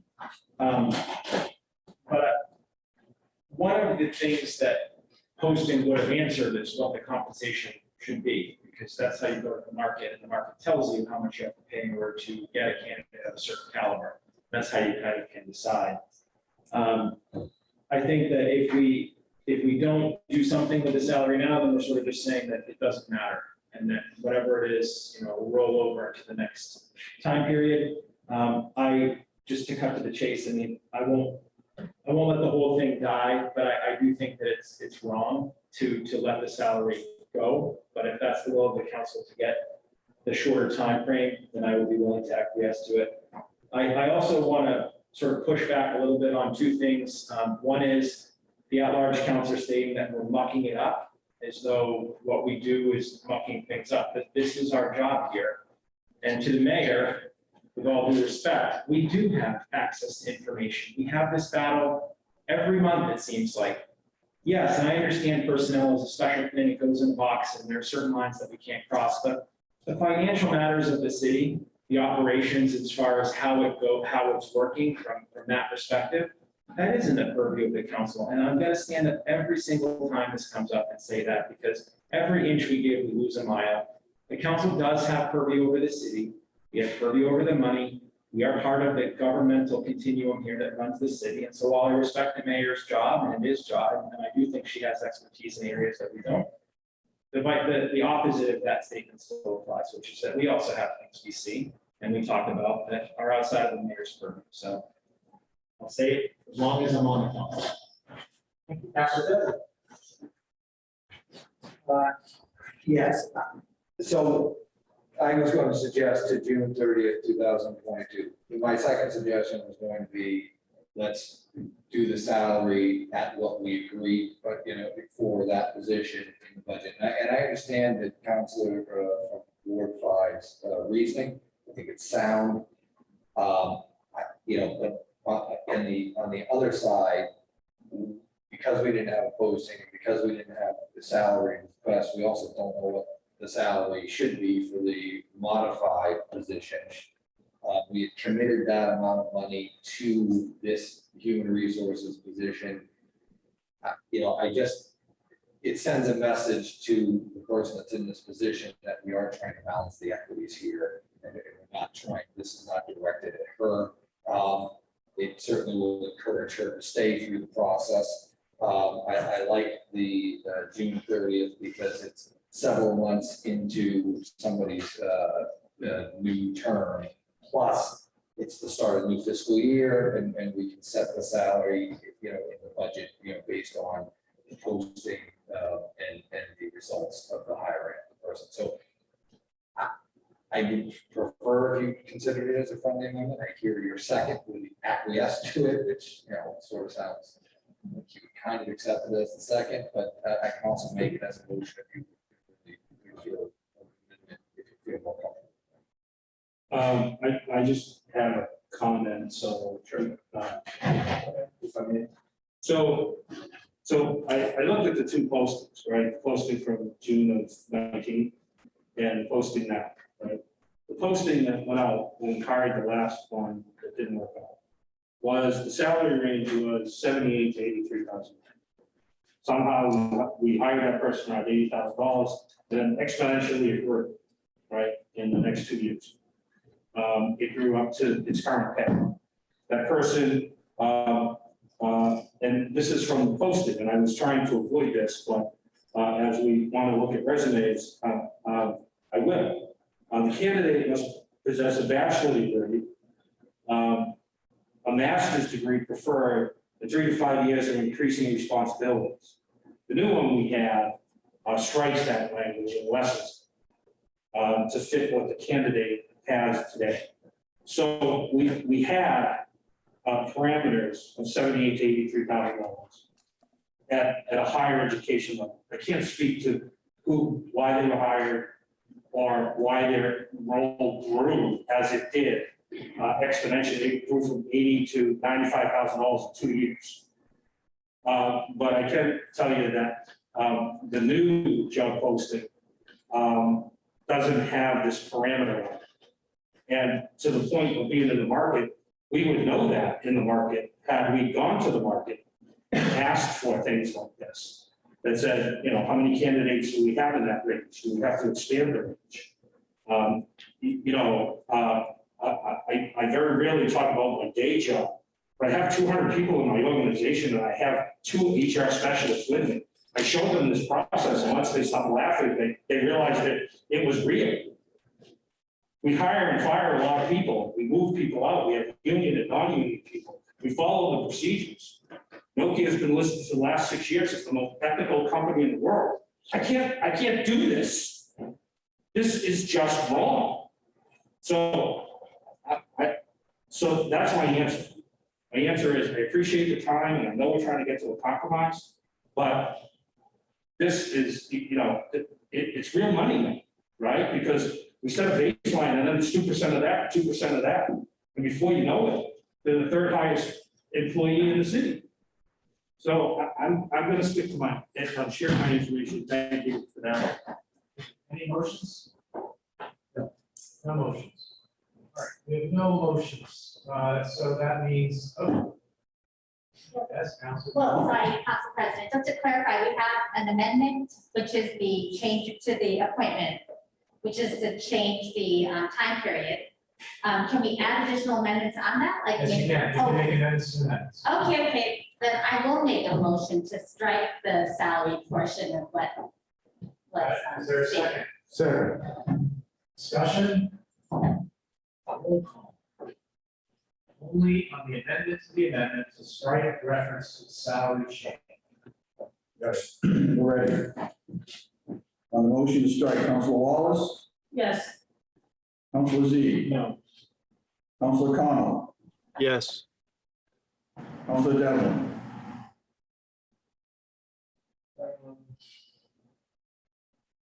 Yes. Council Khan, Yes. Council Lane. No. Council McCauley. No. Council Shan, Yes. Council Tonto, Yes. Council Vogel, Yes. Council Ivan. Yes. Motion passes. That means, I think, Mr. President, the motion on the floor is to approve to a date of 6/30/2022. Further question? What? Question? Well, you don't need a motion, no, I need to say, any other motions? Well, roll call.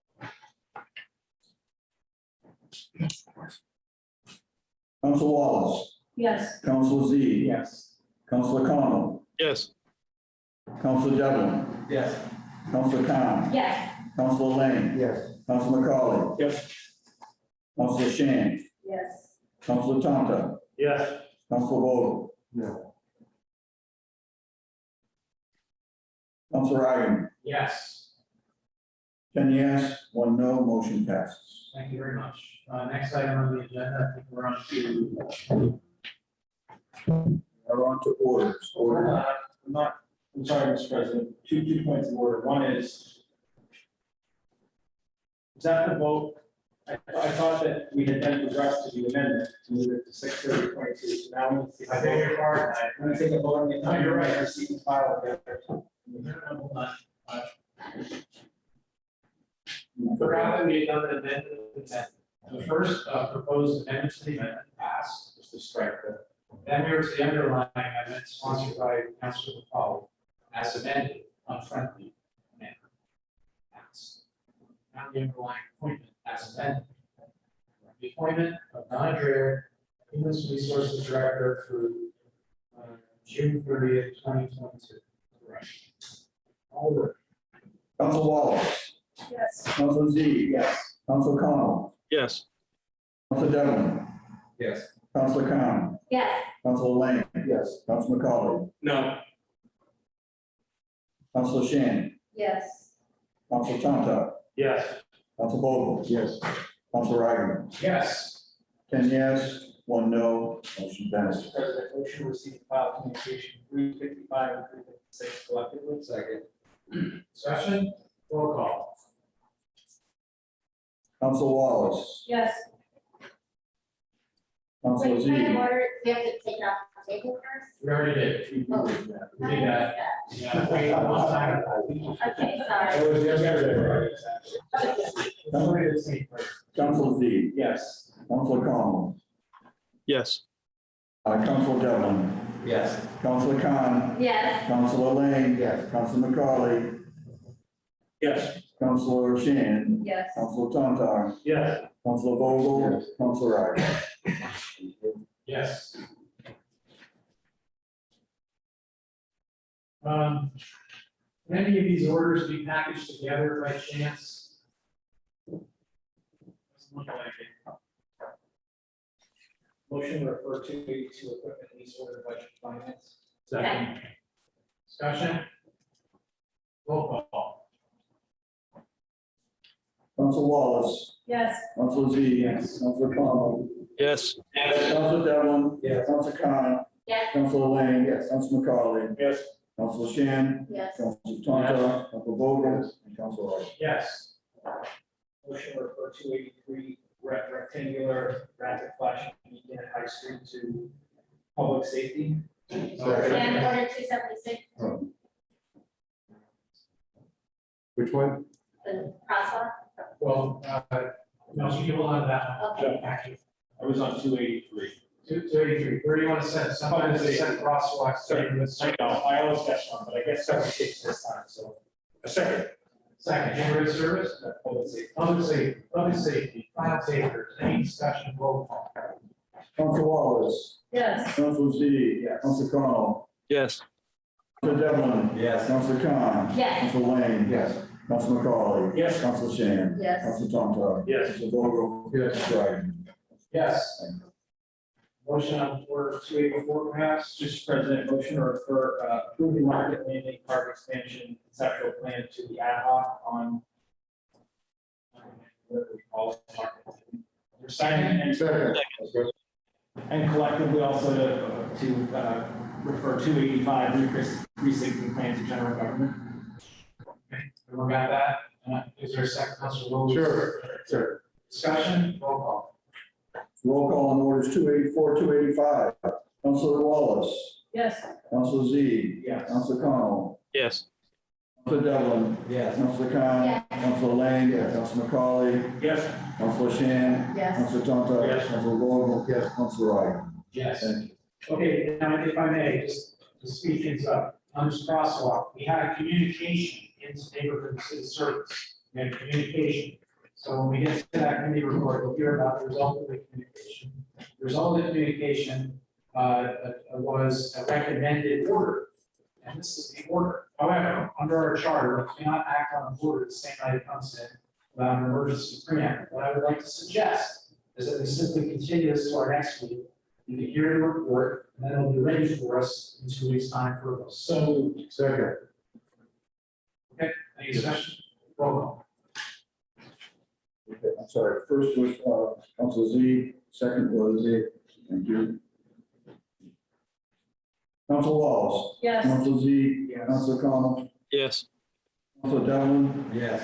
Council Khan. Yes. Council Lane. Yes. Council McCauley. Yes. Council Shan. Yes. Council Tontar. Yes. Council Vogel. Yes. Council Wright. Thank you. Yes. Ordinances. Ordinances are as follows. We have 93, which is reading and pertinent part, no residential parking permit shall be issued to a camper, including without limitation of truck with a camper bed. Submitted Councilor Ivan. What's a camper? I'm sorry, this was actually moved to a date, sir. Yes, yeah, okay. Can I get a motion on it? Yes. Motion to approve. Second. Okay, any debate? Yes, So Councilor. just one clarification, we want to give some clarification. The restricting of the campers was great. In committee, we had talked about adding an exception to the rule. Parking had talked about it and thought that they could handle the exceptions on an ad hoc basis better than actually writing them down in here going forward. So if somebody had this as their sole means of transportation, when they signed up, it could be addressed right then and there on the spot, as opposed to writing it down because there's too many exceptions and wherewithals and all this. Thanks. Anyone else? Councilor Vogel. Thank you. So tell me again what we're doing. Voting on. I know what we're voting on. already. Approving it as written right now, Yeah, and the parking department will handle the exceptions as someone, today. so somebody comes in and says, this is my only vehicle. they will deal with that exception on an ad hoc. Thank you. Roll call. Roll call on approving ordinance 93, first reading. Council Wallace. Yes. Council Z. No. Council Connell. No. No. No. Council Devlin. Yes. Council Khan. Yes. Council Lane. Yes. Council McCauley. Yes. Council Shan. Yes. Council Tontar. Yes. Council Vogel. Yes. And Council Wright. Yes. 9 yes to no. Okay, we're on to committee items, I believe. Councilor Wallace, yes. We take a 5-minute break. You got it. A 5-minute sharp, please.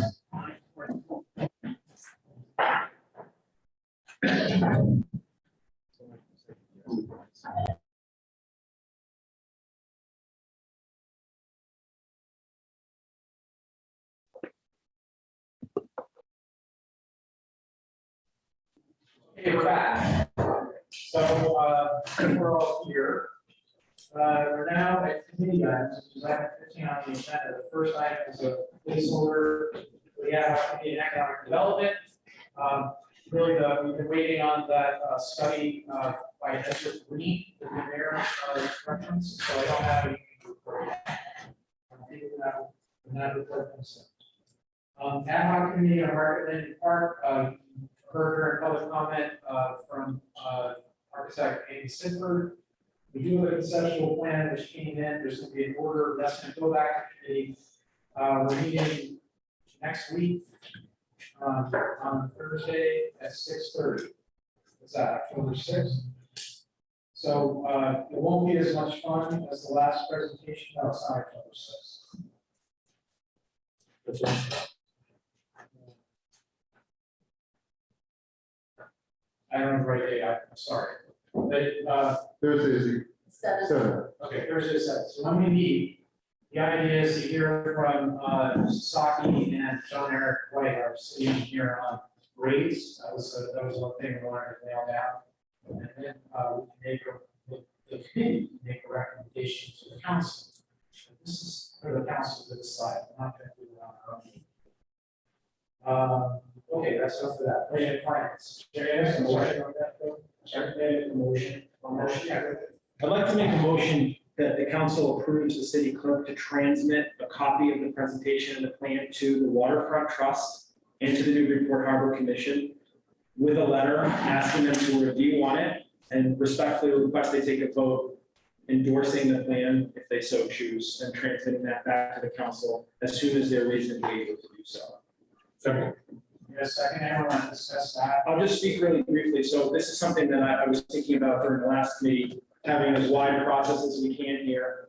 We obviously have the Waterfront Trust, which in all of our discussions, there's potential here that this land will eventually go to the trust to be managed. So it'd be nice to have their buy-in, frankly, and the Harbor Commission. You may have received feedback too about the access to the fishing and the access to the harbor master facility and the dock storage, which the Saki spent a lot of time on. So it would be nice to hear from our Harbor Commission that they understand what is being proposed here, because none of us want to get another year in and get to 100% and then have everybody say, well, I didn't have a chance to look at it. So I'm really asking for a vote of endorsement and so asking the clerk to, as always, make it look pretty, put it on letterhead as a letter from the council, which is why I'm making this motion. Ask you if that would be okay with you. Okay, just a fact, Clerk Jones needs a clarification. Well, I just want to make sure, so you're asking for a motion to approve on the plan that I will forward to. No. It's just a letter from the city clerk, Yes. from the city council, sending them a copy of the conceptual plan and budget to these bodies and asking respectfully if they would please consider endorsing it by vote. Good. That's what I mean. We can't bind it anyway, so they don't have to answer. Okay.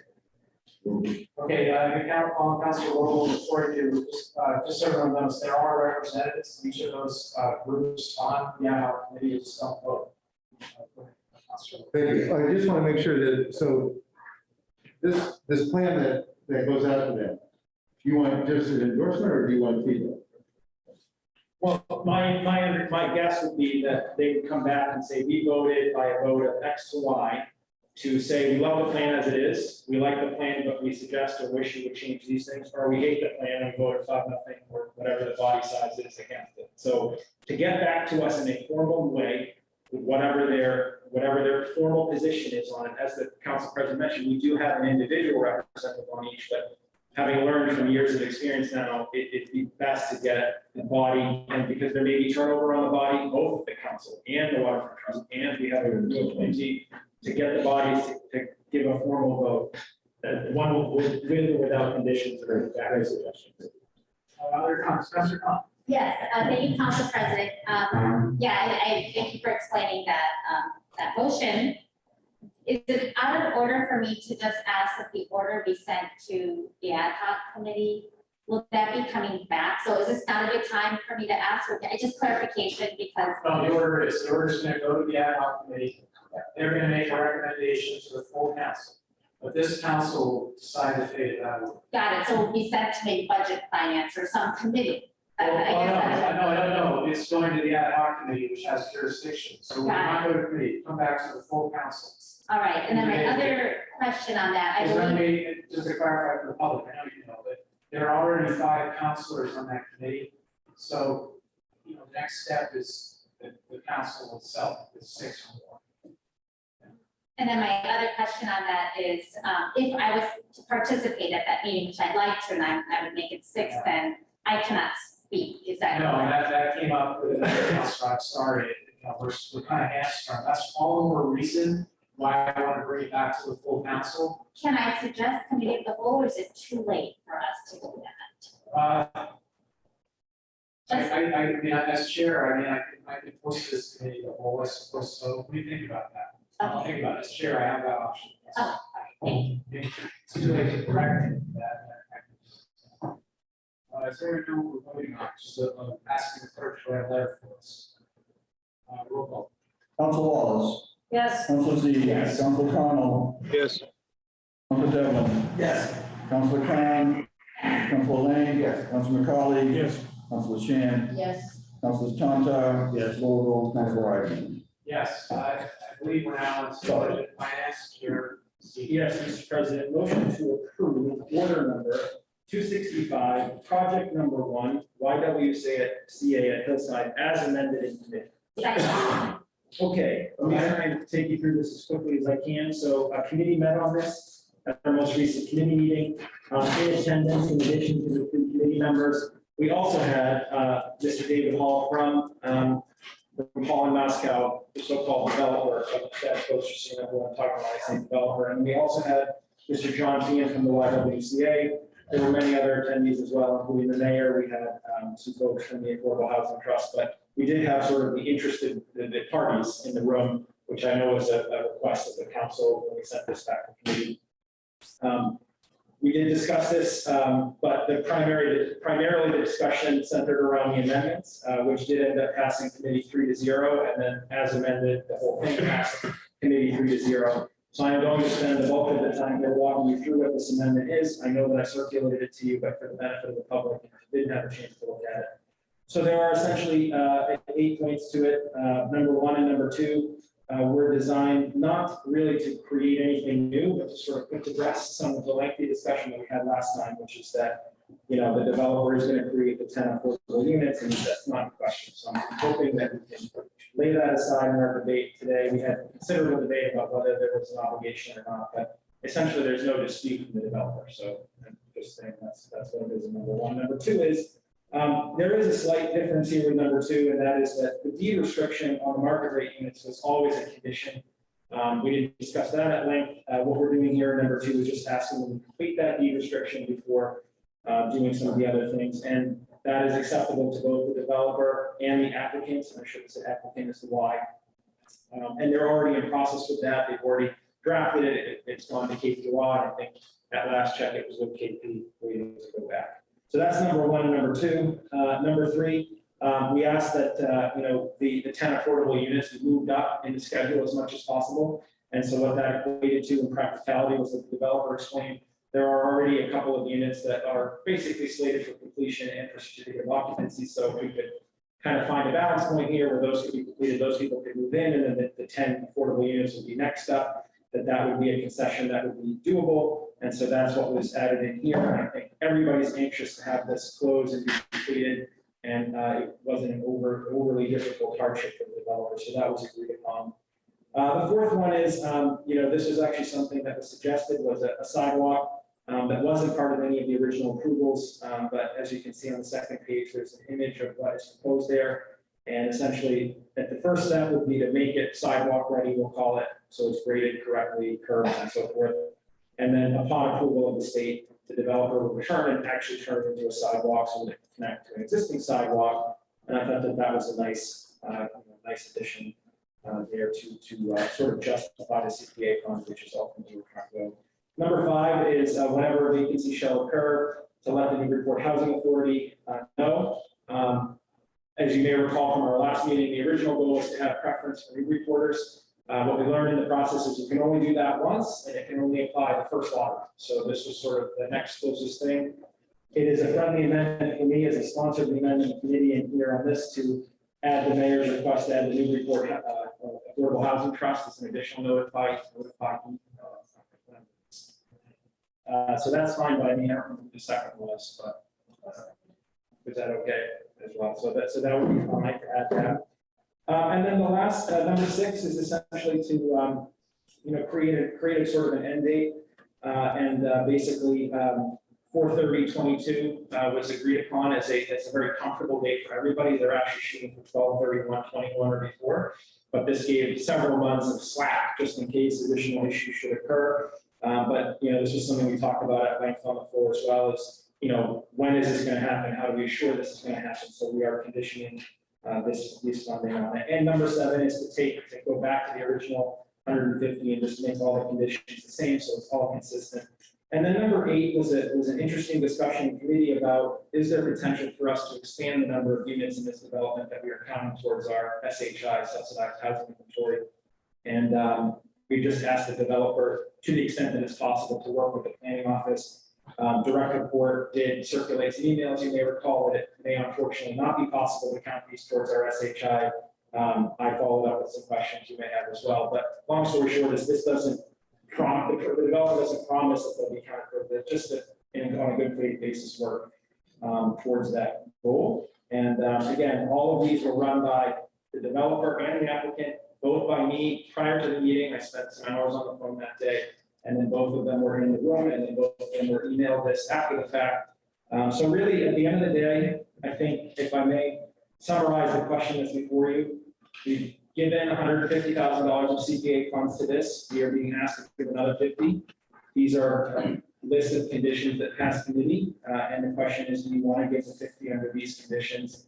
And I hope that we've answered all the questions that we had to on the floor and can have any further debate and then take a vote. Thank you. Just a quick, so you know to add the report for laws of trust of which condition is it? It's number 5, Mr. Profile. That was a friendly amendment. Thank you. Others, Councilor. Yeah, I attended the committee meeting, had some questions, I had some uncertainty last meeting, which everyone will recall, and what was helpful for me, the way it was framed to me by David Hall and others in asking my questions, what was helpful for me is to visualize, we actually haven't given anybody $150,000. We've committed $150,000 in the CPA, but none of it's come out of the account. The additional $50,000 is also being asked, but we're just committing it, and it doesn't happen unless the closing happens. The closing is anticipated happening sometime in November or December. So for me, that it's not like there was a purchase price that then got increased. I'm sorry, there wasn't that's actually not exactly true, but there wasn't, a certain amount that was promised and then it was increased because of, we had to get into why the increase was, what the developer had or hadn't done, what the materials were. For me, it made a lot more sense. We're committing $150,000. We're going to commit another $50,000, and I felt comfortable with the explanation that we got from David Hall and the other separate. Thank you. Other councilors? Roll call. Councilor McCall. Yeah, I just want to say, I appreciate the sponsor trying to get to yes. I know the committee worked hard to get there. I did vote for it in committee, but I will vote against it here. My rationale is this.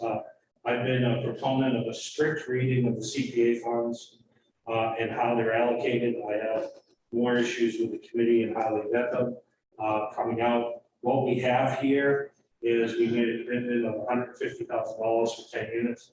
If we don't pay the $50,000, we still get the 10 units. If we do pay the $50,000, people can sleep better because it's the law.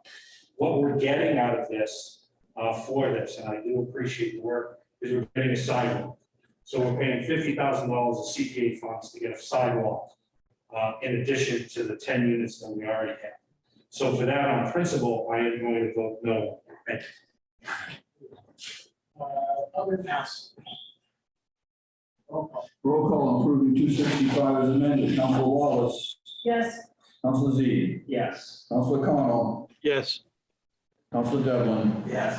Counselor Khan, Yes. Counselor Lane, Yes. Counselor McCauley, No. Counselor Shannon, Yes. Counselor Tonto, Yes. Counselor Vogel, Yes. Counselor Ivan, Yes. 10 yeas, 1 no. Mr. President, motion to approve transfer number $110,000 from Plum Island Utility Fund to Reservation Terrace Shoreline Protection Fund. Second. Okay, so first thing is the committee met on this. Just to give the committee report first. We met on our last meeting. The councilors on the committee were present, as well as some other councilors from the mix at large. We also had the mayor join us. We also had Anders, who's a coastal engineer from GZA, which is the engineering firm that's been designing this, join us as well and provide a short presentation and answer some questions. The committee did recommend approval of this 3-0. So that's the committee report. I'm going to walk you through what I hope will be a quick FAQ and hopefully resolve all of your questions as your Plum Island shepherd here tonight. So first is, as it is my word. So first question is, what is this project? So this is a core bag project, COIR. The idea behind these core bags is they're very long, 40-foot, basically tubes that you fill with sand. They're made out of coconut and other natural materials, so they're not unnatural or composite. They are natural. And the idea is you drive wood posts down into the ground every so often, and then you put these core bags in between them, and you stack the core bags on top of each other, and then you sew them together up, and you sew them together across, and eventually you build essentially a barrier that goes across the beach. We did see a cross section of this during our committee meeting, but just think of them as long tubes. And you put 2 down, start building in a pyramid shape. So you put 2, and then you put 1 above, you put 3, then 2, then 1. That's how you get height out of them. And the 2, or the 1, the base, is actually underground. So you're actually excavating a little bit, putting the first 2 in, then putting the next one up. So there's actually a portion of it that's underground that you don't see, and a portion above ground. And then these wooden posts are meant to keep them from sort of rolling forward or rolling backwards to hold them in place. These run from a distance from roughly in between 69 and 73rd Street up to about 77th Street. We also saw a map of this, so you can see sort of where the path is of these things. And the idea is to make it as solid as possible as one unit. So that came up in discussion. Rather than having individual things, which you may remember from the super sacks, which are sort of just standalone bags, to build a system out of it. So hopefully they have a better chance of staying together. They're very heavy because they're filled with sand. It's fine if they get buried with sand, in sand. So eventually if the dredge, or I should say when, to be positive, that they can just get buried and then they're natural. So they may decompose or they may later be, hopefully not anytime soon, but reemerge if the erosion should occur. All right, so that's what the project. The second question is how long will this last? That's the $64 million question that was asked in committee. It's been asked on every phone call I've been on. There is no definitive answer to this. So what I can tell you is some other clues that may help. It has been used in other communities. We're not the first to deploy core bags. We did see from Anders at GZA images from other communities where they deploy these. Their efficacy really is, part of it is a question of design, which is what we've done. Part of it, frankly, is luck. If you get a bad nor'easter, if the nor'easter's hitting just the right way, if the waves are coming just the right way, you can blow out a core bag. So the engineer, with obvious reasons, has great trepidation with saying how long could they last. We did hear from him that he's working with Sunco, who's going to be the actual contractor doing the work, that they've seen these last for 3 years. As the ward counselor, my job is to tell you that I don't have any idea how long it could last. But one bad nor'easter in November and Lucerne, we could go 3 years and not get that bad situation until after we get the dredge. So I don't want anybody to think, and my residents don't want anybody to think that we solve the problem if we do this. But that brings me to my next question. Have we considered any alternatives? Yes. There aren't actually a ton of alternatives out there. As I often tell you when I stand on the floor and talk about Plum Island, there are 3 constraints: financial, regulatory, and physical. So financial is what can we afford. In this case, we have 100 from us, we propose tonight, asking your support, 400 from the state for 500. There are certainly more expensive solutions, like if you want to go crazy and do the dredge yourself, that's a huge amount of money. And then there are things you can do that are less. As far as regulatory, this has been a major hurdle. Both Conservation Commission locally and DEP do not like hard structures, as you know, and primarily the alternatives would be sheet pilings or more rocks, more boulders, to build some sort of a defense against the water. So yes, other alternatives have been considered, but when you take into account those three things, this is actually the only idea that comes up to any sort of list. It's not even a choice. This is the only thing that appears. So that's the next question is, has this been permitted? Yes, Conservation Commission looked at this in the spring. They did approve it. This was always held as a back pocket plan if the dredge was not going to come to fruition, and we had hoped that that wouldn't be the case. But as the mayor has told you during her updates, we went out, the royal we, but the Army Corps went out for a bid of around 4.8 and came in roughly almost approaching double that. So that's out the window, and that's answers the next question, which is why are we doing this now? We're doing it now because we're heading into nor'easter season and we are in trouble. We're already in trouble. And in fact, crazy enough for me, I mean, I'm out there all the time, but even just the last month has been incredible. And I think some councilors went out and visited with residents, but I can tell you that even observing it week after week, month after month, I haven't seen the rate of erosion we saw last year. It's just bad luck. It's just a brisk northeast wind, just hanging out for a little longer than you'd expect, driving a few more waves and doing that. Do residents, just a few more questions, do residents support this?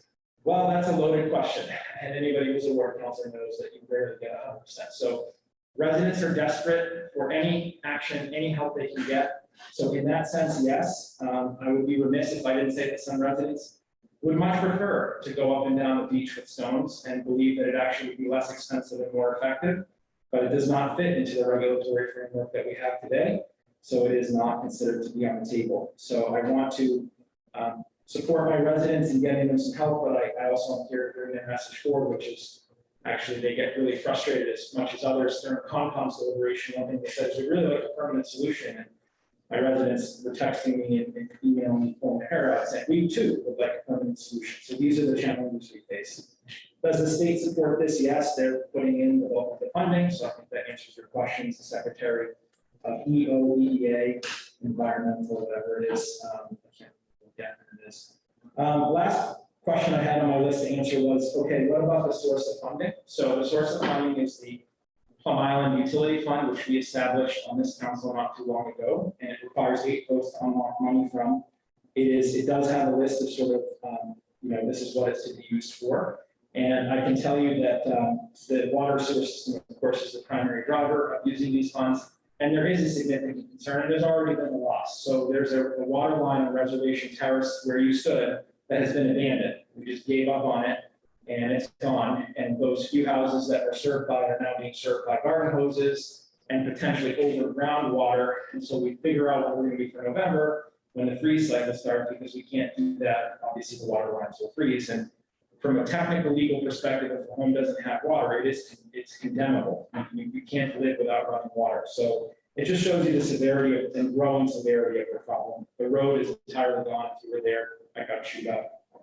So we've already lost, and now we're trying to preserve beyond those bounds because the lines run sort of up and down the streets. So I don't come to you with a lot of great news, but I come to you asking you to support this. I think I've tried not to be alarmist about losing homes, but I think we're at that point where we're really seriously talking about it. And if we don't do anything, we're sort of endorsing that's a good thing. This is $100,000. This account is throwing off some interest, although in this environment it doesn't make a ton. The parking lot has been generating some funds, so I think that there's a rationale here to use this money. And the very last thing is, when will this start? So Sumco, as I mentioned, is the contractor, and they said about 3 weeks to get materials, and then they're ready to go. So we can actually rewind that a little bit because they started going with the state's commitment of their funds.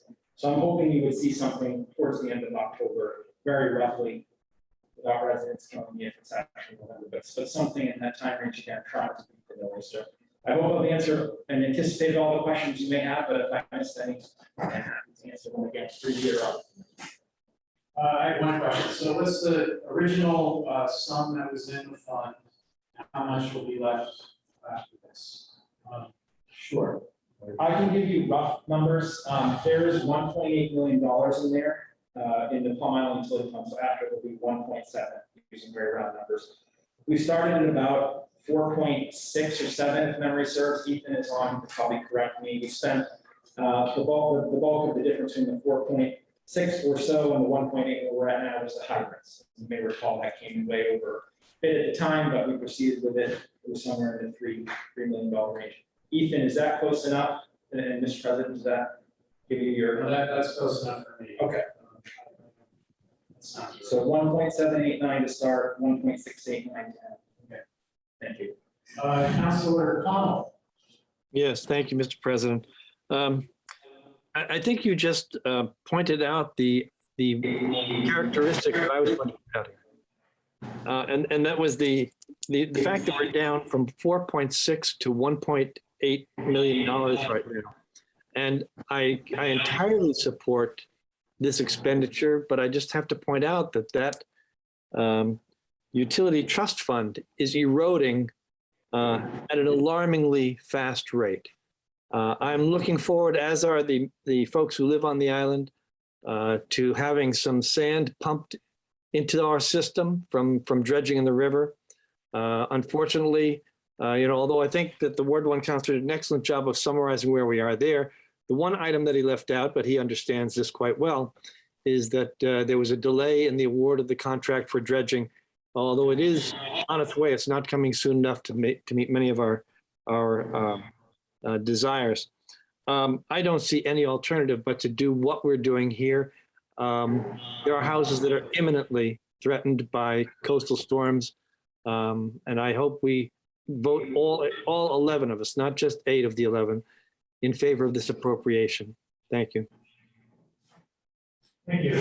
Any other councilors wish to speak on this matter? Councilor Khan. Yeah, thank you, Council President. Yes, I will be supporting this. The presentation was actually very helpful to actually see the design. And all I ask is, I know we don't have enough time, but maybe for our next meeting, can we have that come in as a communication? Since it would be helpful, I think the others here who were not able to come to the meeting, it does lay it out because this is a big investment. The questions I asked were, and obviously I think those who work with simulation and engineering, we always wonder how much can we simulate to understand the force and how long something can last. And that is absolutely correct what the councilor from Ward 1 said, is that there is no guarantee. And obviously that has us, we recognize that with some trepidation.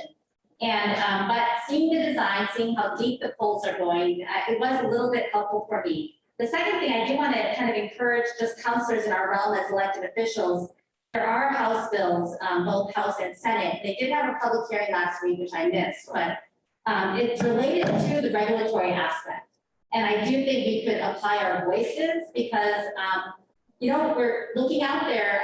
I don't know if these solutions, when you look at it financially, they're really just a Band-Aid. I think that long-term solution is really where we need to go. And that's where all of our elected voices do make a difference. And like I said, there was a public hearing I missed last week, but I am trying to keep apprised of that. I think we should also, pay attention to what's happening here with the bills related to the regulatory. Thank you. Thank you. Other councilors.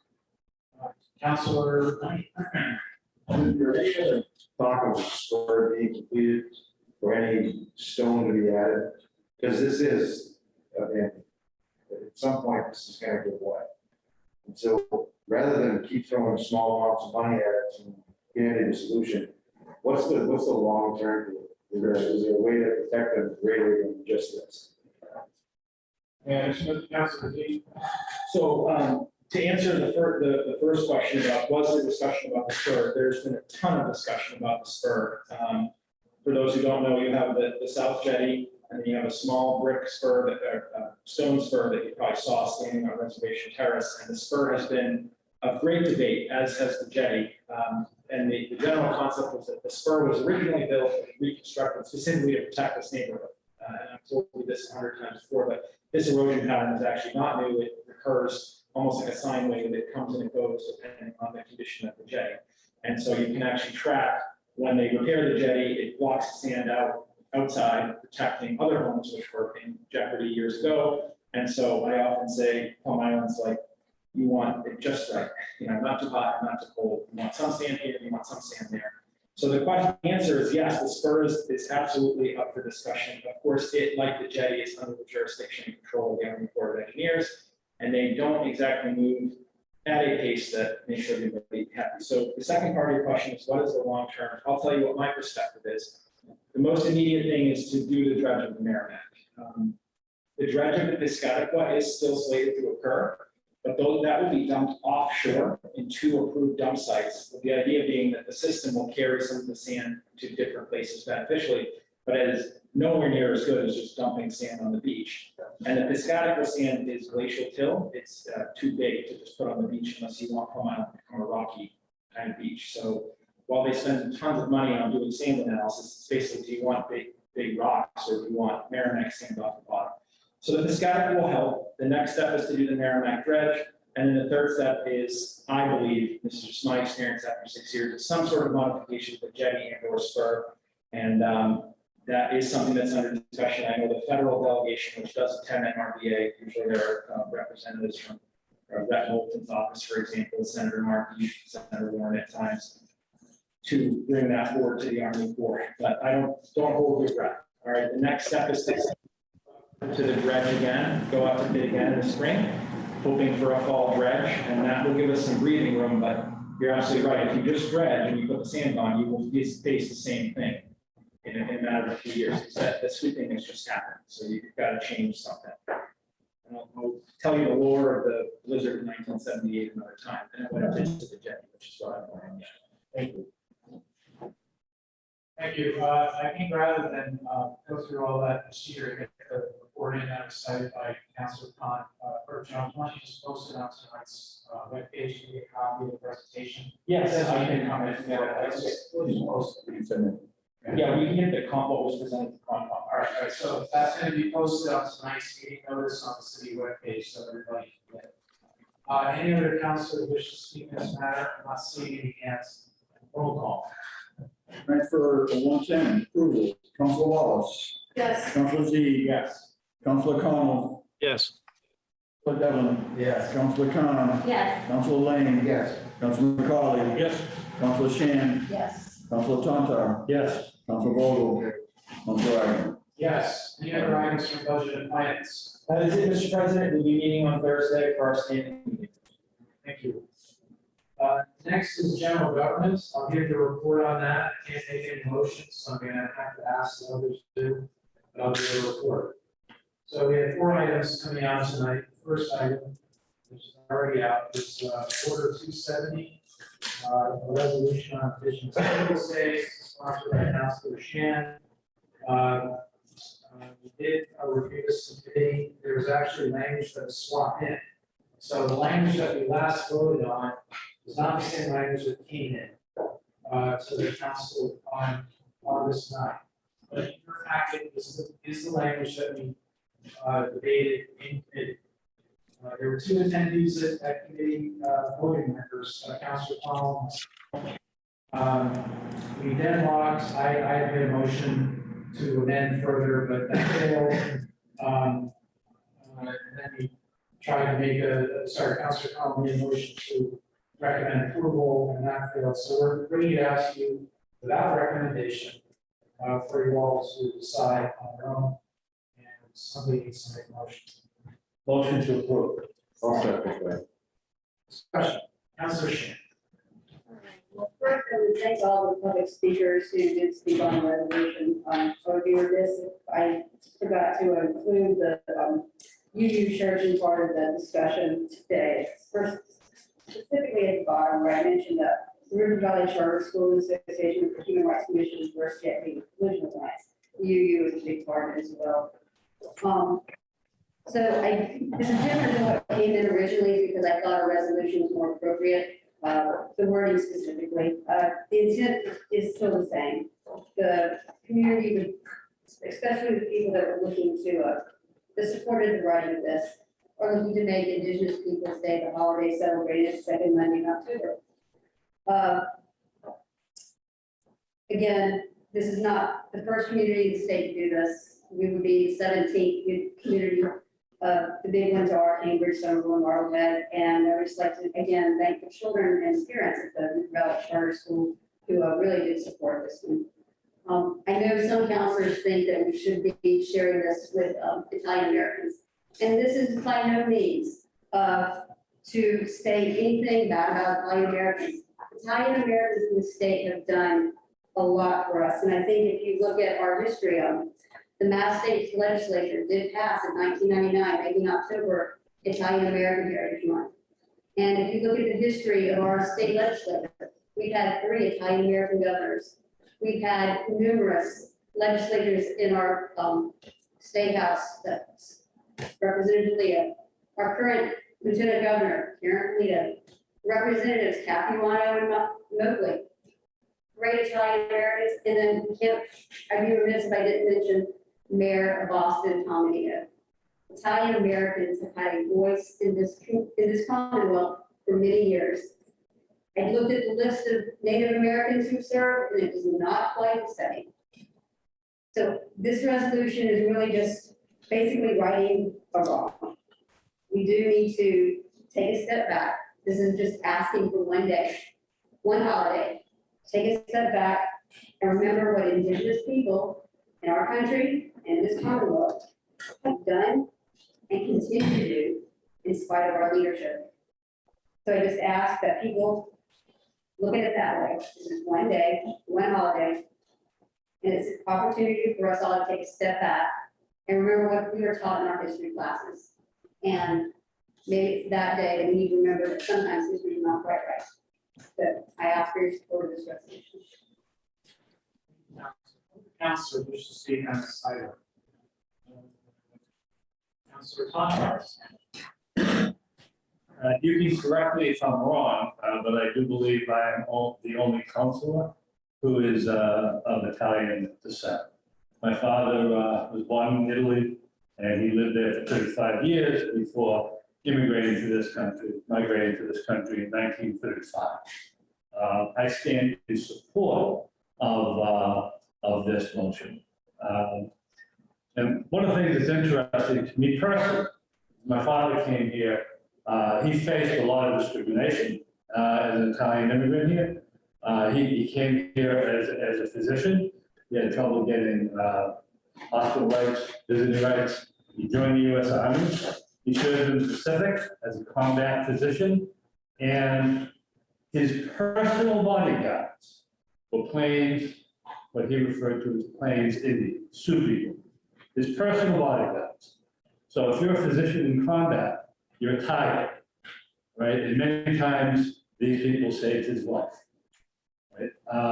I think my father alive today, he would support this change. I'm going to add something a little bit, I really don't want to make fun of the situation, but those of you who understand Italian history will understand the following. My father was not a big fan of Columbus, right? What my father said is, he's Genoese. I'm Venetian. I'm Venetian. What do I care about this guy who went work for the Spanish crown? And so Italians, we're complex, all right? And I have no problem, and I strongly support this.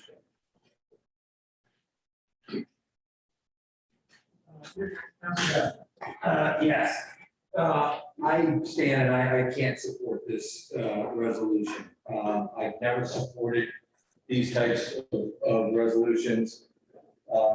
We don't have the power to change the holiday, and in my experience, these are divisive.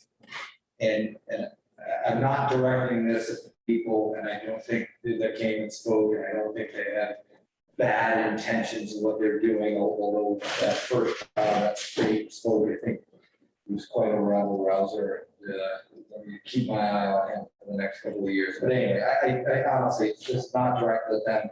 Sort of like our previous discussion, we tend to take these things personally, particularly people who aren't involved in this. But I find them divisive in that I don't think the majority of the people in the city of Newburyport want us to be spending our time on this. I'm sorry, it's just not. And there are a lot of Italian Americans, and it's interesting that Councilor Carpenter suggested that the rest of us might not be of Italian descent. It is sometimes hard to judge a book by their cover. all my children who look like they just got off the boat from Ireland are actually, also Italian Americans, because my father-in-law and his mother was and his father were both from Italy and first generation here, immigrants. So I did have a chance to speak to my father-in-law about this, and he said that his mother and his father faced a lot of discrimination when they first moved here, and there was xenophobia and discrimination against Italian Americans. I actually know that feeling because there was xenophobia and discrimination against Irish Catholics. My family comes from Northern Ireland. They're Catholics. I'm very close with relatives still there, and they are they say things like 900 years of oppression, and they're not being they're not being hyperbolic. There was a battle that the Protestants in Ireland still celebrate to this day, where King William of Orange defeated the Irish Earl of Tyrone and his Catholic followers and slaughtered them all at the River Boyne. That's still a celebration today in Northern Ireland. So I have some experience with this, and I have some experience with not only in my family here in the United States. Discrimination is rampant against Catholics. My father-in-law against his mother experienced it directly against Italian Americans, and that's what Columbus Day was meant to alleviate and address. I'm sorry, Council Thompson, you're shaking your head. I'm sorry, I didn't do it to you when you were speaking, but it absolutely is. And this, look, I've also heard from people in our community, Italian Americans, we have a healthy Knights of Columbus. That building might not no longer be sold, but they took that money, they put it into a trust, and they still do a lot of charitable work. I happen to know because I was on the Ancient Order of Hibernians, which is another Catholic organization. There's a lot of crossover between the two. One of the reasons there's a lot of crossover between the two is both sets of immigrants were discriminated against when they first came over to this country, and what bound them together and had a lot of intermarriage between them was the Catholic Church. So, I can't support, I don't think this has majority support, and it also opens us up to claims of people saying, when they do find out, because a lot of people that don't know about this, is alluded to in public comments by Jane Snow, is that when they do find out, they feel that we should be focusing on the sort of concrete nuts and bolts things that we do have direct control over. So I find it hard, it's difficult to support it for that reason as well. I'm also a little disturbed that there's no room for compromise here. And that was very, very clear in everybody's speech. And what disappoints me is this was in the last 60, 70 years. My grandmother and her two sisters, both to their dying day, had on their wall pictures of JFK. And it's not because he was a good-looking man. It's because he was the first Catholic ever elected president, and people during that time did not think that was ever going to happen. So this is within our lifetime, or close to it, or my lifetime, that the discrimination against Italian Americans, Italian Catholics, and Irish Americans was so prevalent that they felt that they needed to have a national day. And so now sort of the people that were trying to have their pain alleviated have become the ones that have to, pay the price to alleviate other people's pain. And I just wish there was a way of doing this without having to kind of, have one group lose out while another one not necessarily gains. I'm not being imprecise by language because this is a difficult conversation. Nobody is celebrating Columbus's decimation of the Caribbean and Central America. So, and the colonization that followed, but they are celebrating, the spirit of somebody who took a risk and ventured across the unknown seas. It's sort of commiserative with, today's world, we're going to the moon, we're going to Mars. So I've spoken longer than I wanted to. I don't want to have this drag out much longer, but I can't support this. Thank you, Councilor. Councilor Colley is next. Thank you, Council President. First of all, these types of situations and these types of conversations aren't really in my element. So I do want to thank the sponsor for changing this from an order to a resolution, makes it a little bit more palatable. I also want to thank her for pushing the envelope a little bit and going forward. These types of conversations, because I'm not comfortable with them, I do a lot of homework on it to try to find out where I can be better. What I found out was that when you Google things, they're all the same. Indigenous Day, push for October 11th, second week, overall. When you go to other Mozilla, other type of web browsers, Mozilla and Safari and others, you get a different type of search. And I mention that because what I found in the conversations from public comment was a commonality. The talking points were all the same. That says we want to make sure that we don't change history, but we are changing history. We're changing the way we're being taught. I know in my history class, and I'm a student of history, that we learned about explorers, not necessarily about Columbus. He was a man of his time. He was an ordinary man who did something extraordinary, and that's why we celebrate it, not necessarily because of the death and pestilence and all of those things that he brought along the way. So along my travels, what I found out is that August 9th is Global Indigenous People Day. I guess other people besides our ancestors in Newburyport were just as bad to Indigenous personnel. And so it's a global initiative run by the UN to celebrate that. And when I looked at our calendar, we were here in a council meeting, and I didn't see anybody else celebrating this as an individual day. I didn't see any of the other committees. Maybe it was because it was summertime or right after Yankee homecoming, but I guess we're saving our outrage for the second week of October. So I did some more homework to say, well, what about locally, in nationally in the US? The day after Thanksgiving is National Native American Heritage Day.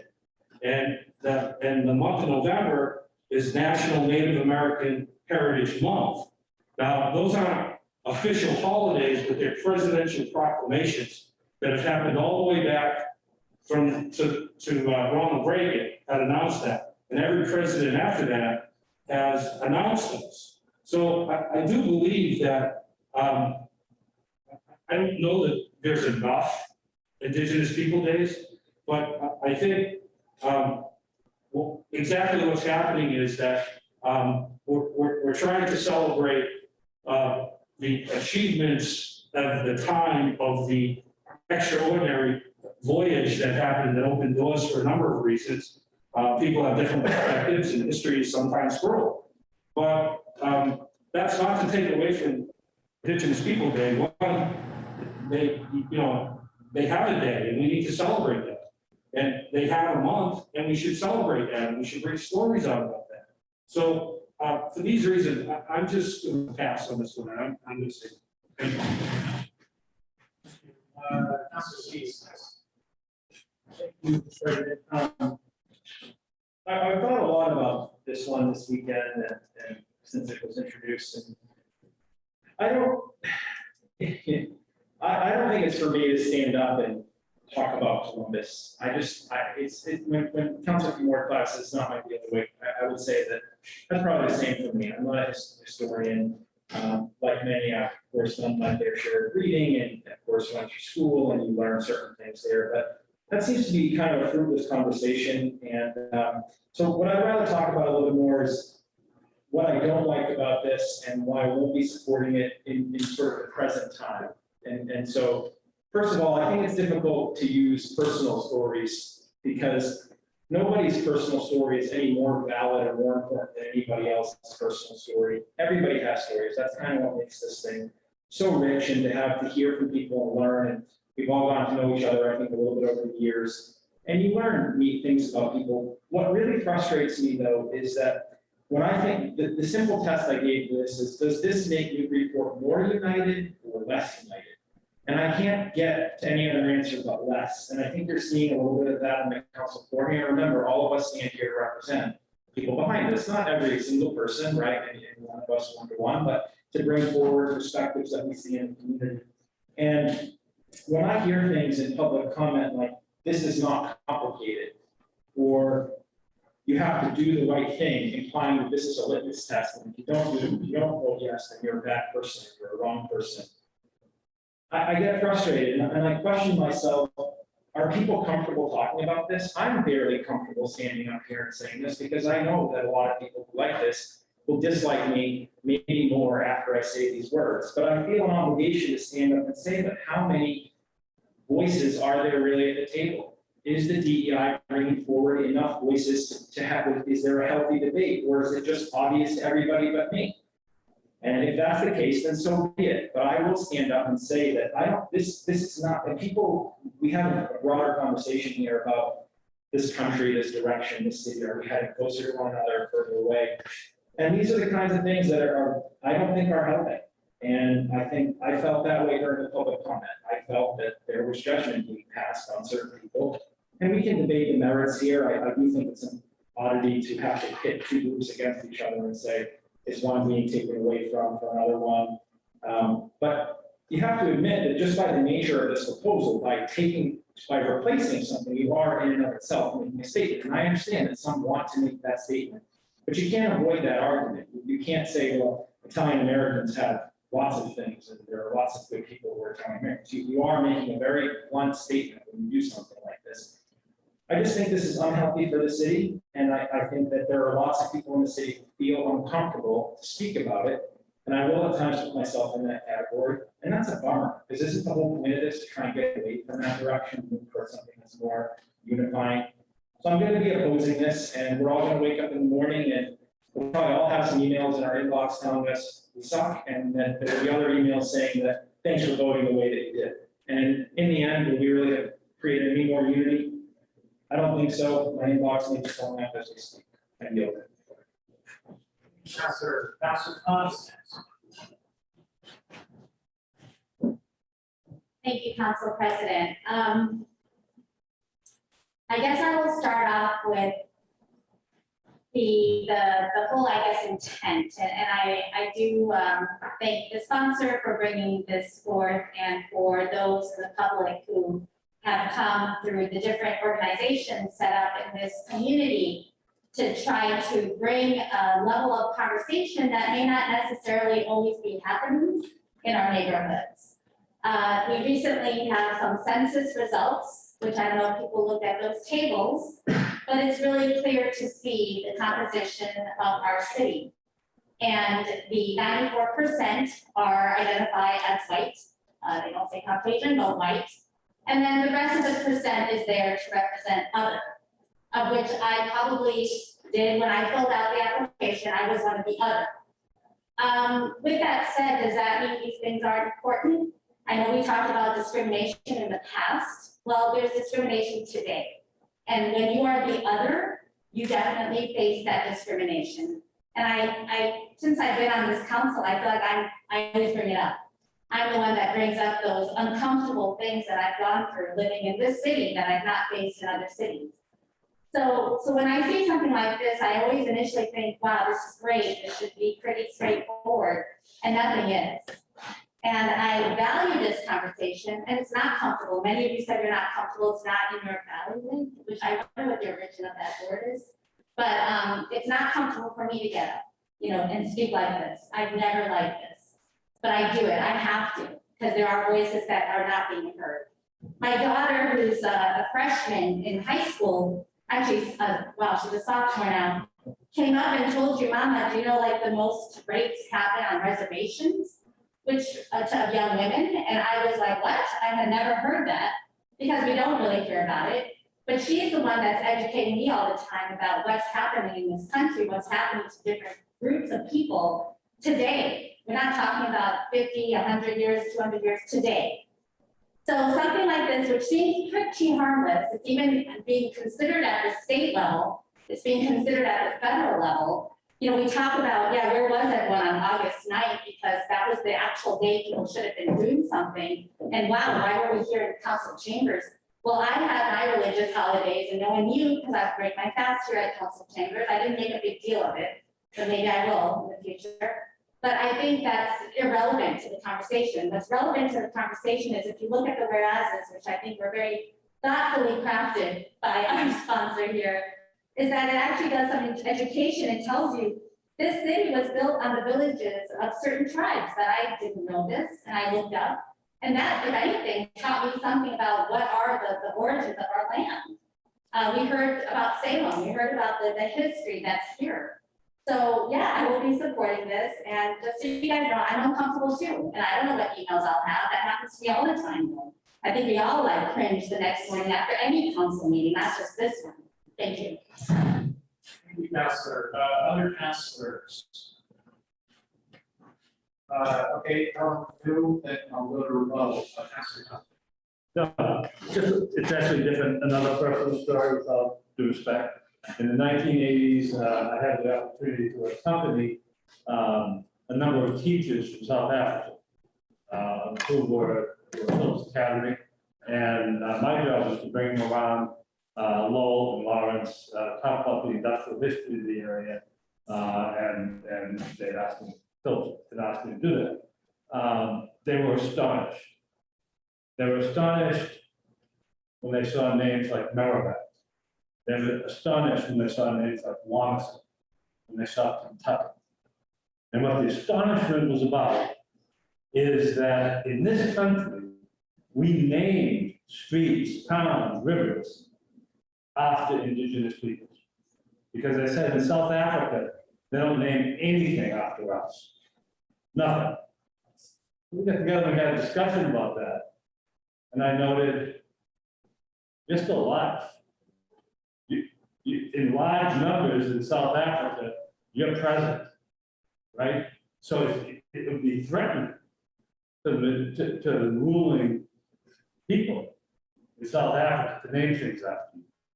Here, it's a luxury that we name places, rivers, communities after the indigenous people who lived here and are no longer among us. Right? That is why I support this.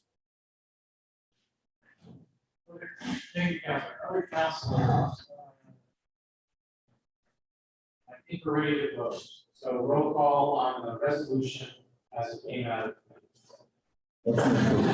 Councilor Wallace, Yes. Councilor Z, Councilor Connell, Yes. Councilor Devlin. No. Councilor Khan, Yes. Councilor Lane. No. Councilor McCauley. No. Councilor Shan, Yes. Councilor Tonto, Yes. Councilor Vogel, Yes. Councilor Reigen. Yes. 7 yes, motion passes. Next item is general governance.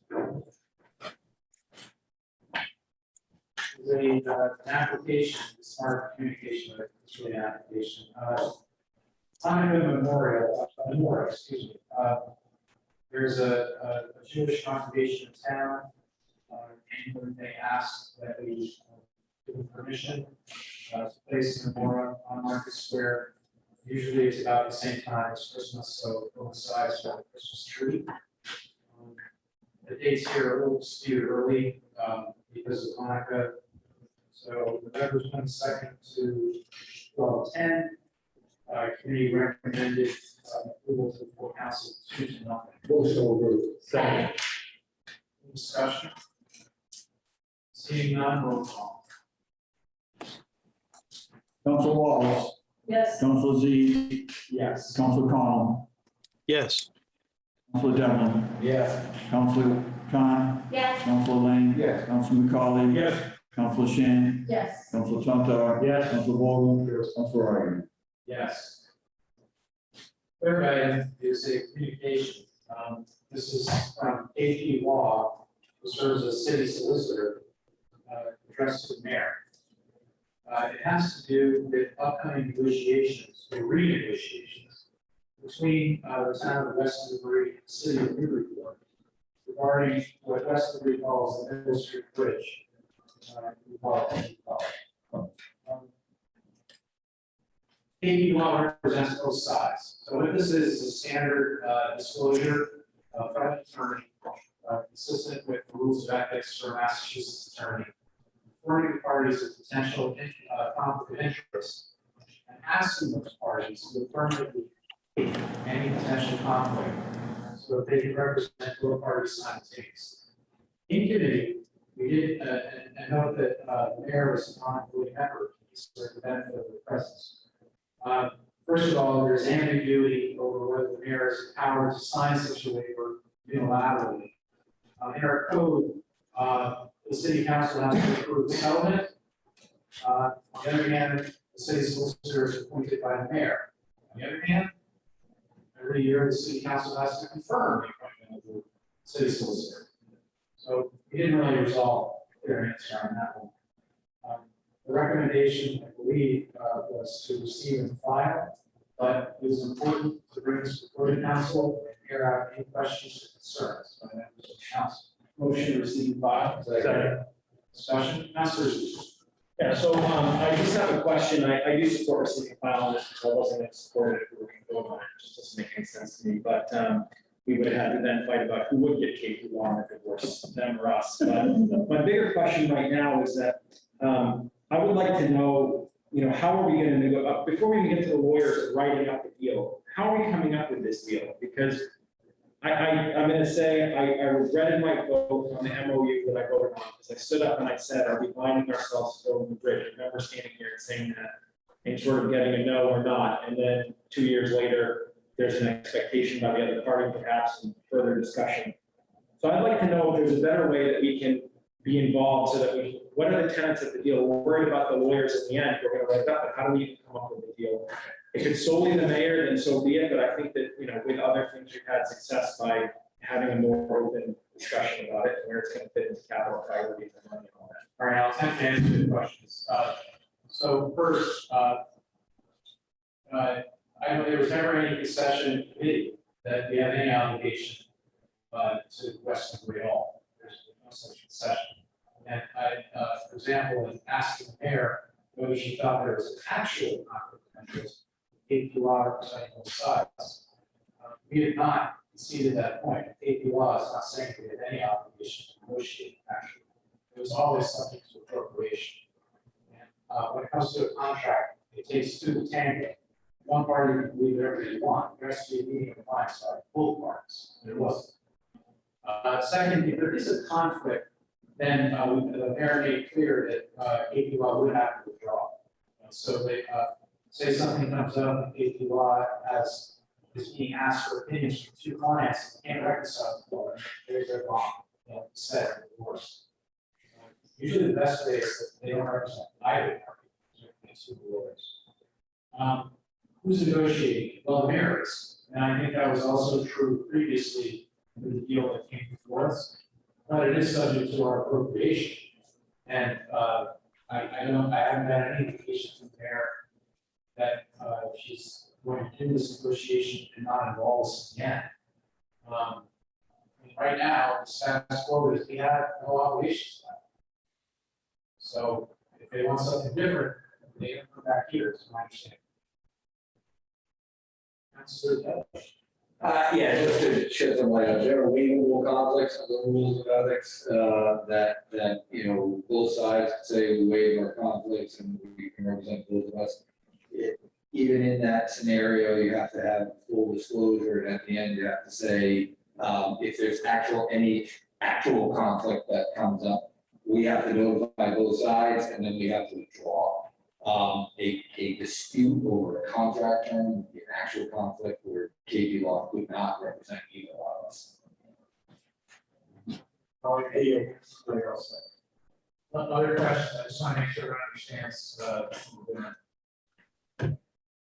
On the motion to receive and file, roll call, please. Council Wallace, Yes. Council Z, Yes. Council Collins, Yes.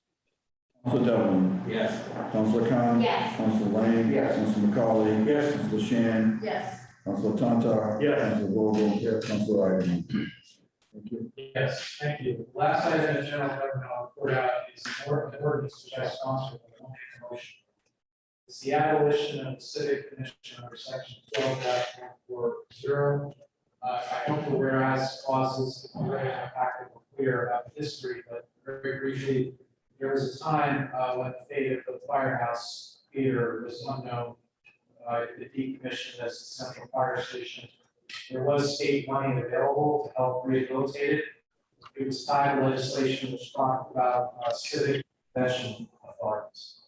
So at that time, even though it was not, it didn't really refer to the civic commission, it's my understanding that a lease was entered by the city council and the mayor with what's Society for the Development of Arts and Humanities, better known as Firehouse Theater. The same lease is in effect now. But the civic commission is supposed to administer that lease is defunct. And nobody can even remember the last time they existed, not during the current administration. The proposal recommended to non-cabinet committees to recommend approval of the ordinance abolishing the defunct commission. Motion to approve on first reading. Second. Any discussion? I just have a quick question. I was questioning the last paragraph in 12-144 about a lease with the waterfront trust effectively. So will that lease still exist, but it will now be the council as a lessor essentially, or the waterfront trust as the lessor or the lessee?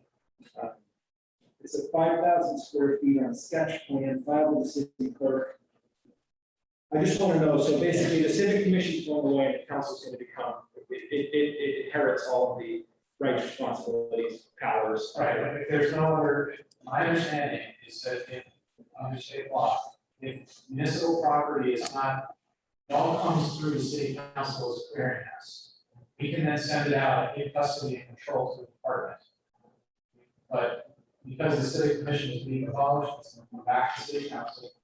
Will stay until we decide what it is. Well, then it may be germane to other conversations we're having. Maybe the clerk, I could ask the clerk, can you find anything about that? Is that Whether the lease did? Yeah, the sketch plan, the lease. Oh, I'm sorry. Any paper exists? I didn't realize you're asking that. That's the patio. Right, but I'm just asking it what paper exists on it. It does. Okay. Because I thought for some reason the NRA was a former part of that transaction. No, yeah, NRA dumpster. Okay.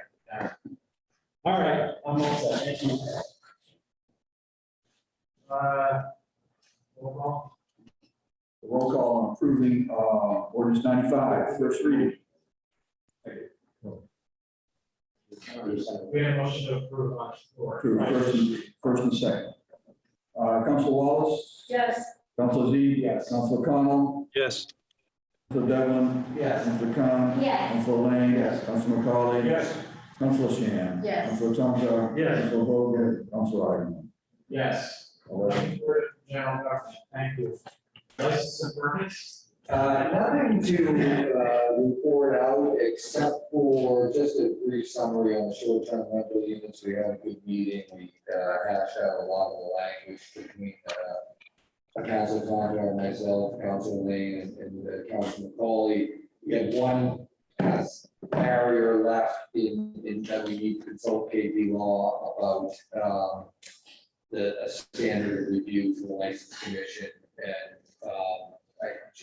Council Paul wanted me to do it last week. I just did not have my work. It's great here and I didn't have time, but we will get to it when we get to it Thursday or Friday. Thank you. It's 10:30 again. Can I get a motion to waive the rule to go past 11? So discussion. Roll call. Council Wallace. Yes. Council Z. Yes. Council O'Connell. Yes. Council Devlin. Yes. Council Khan. Yes. Council Lane. Yes. Council McCauley. Yes. Council Shan. Yes. Council Tontar. Yes. Council Vogel. Council Ivan. Also, I still need to, Council Chair of Education, Council Condon. Yeah, thank you, Council President. So we have just to let folks know tomorrow at 6:30 at the Newburyport High School. school library will be the kind of, I guess what they're calling these focus groups with counselors, and that's 6:30 to 8:30 at Newburyport High School. And I encourage, I hope everyone can come. The next education committee, we were going to meet on October 4th, but we are not, because I forgot that the school committee arranged a community kind of forum with the medical kind of advisors to the school administration for Q&A. So anyone who's interested in hearing from this medical advisory team that's been informing during the COVID kind of protocols and school kind of the way they've opened and looking at the metrics and any decision making, they will be doing Q&A, and I believe this would be Zoom and in person as well. And that will be at 5:30 on October 4th. So what that means is I'm going back to my committee to find out when we can meet next, and hopefully we'll try to get something in the middle of October. I also want to let people know on Tuesday, November 16th is the joint meeting with the City Council and the School Committee as they go through their presentation they do every year on the start of their budget and their budget decisions. Thanks. Thank you. Neighborhood and City Service Chair Connell. Yes, thank you, Mr. President. We have a bunch of communications we're going to report out tonight and give you an update on Order 276, Ordinance 84, and Ordinance 91. Let me just start out by taking Communication 234 out of committee. I'd like to move to take it out of committee. Or are we already out? I'm sorry. Yeah, they're already out, so you just need motions. Right. Fair enough. A motion to receive and file Communication 234. Yep, Mr. President, the committee voted 3-0 to report this out of committee, but it wasn't without significant discussion, and it's related to Communication 326, which is soon to follow. They both have to do with Hale Street, and the need to pay some attention not just to the condition of the street, but to the lack of sidewalks and safe passages for people on bicycles and people who are walking, many of whom are children headed up toward Low Street on their way to school.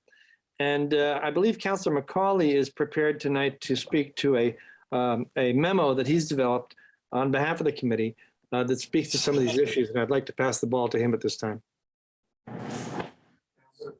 Thank you, Council President, thank you, Chair.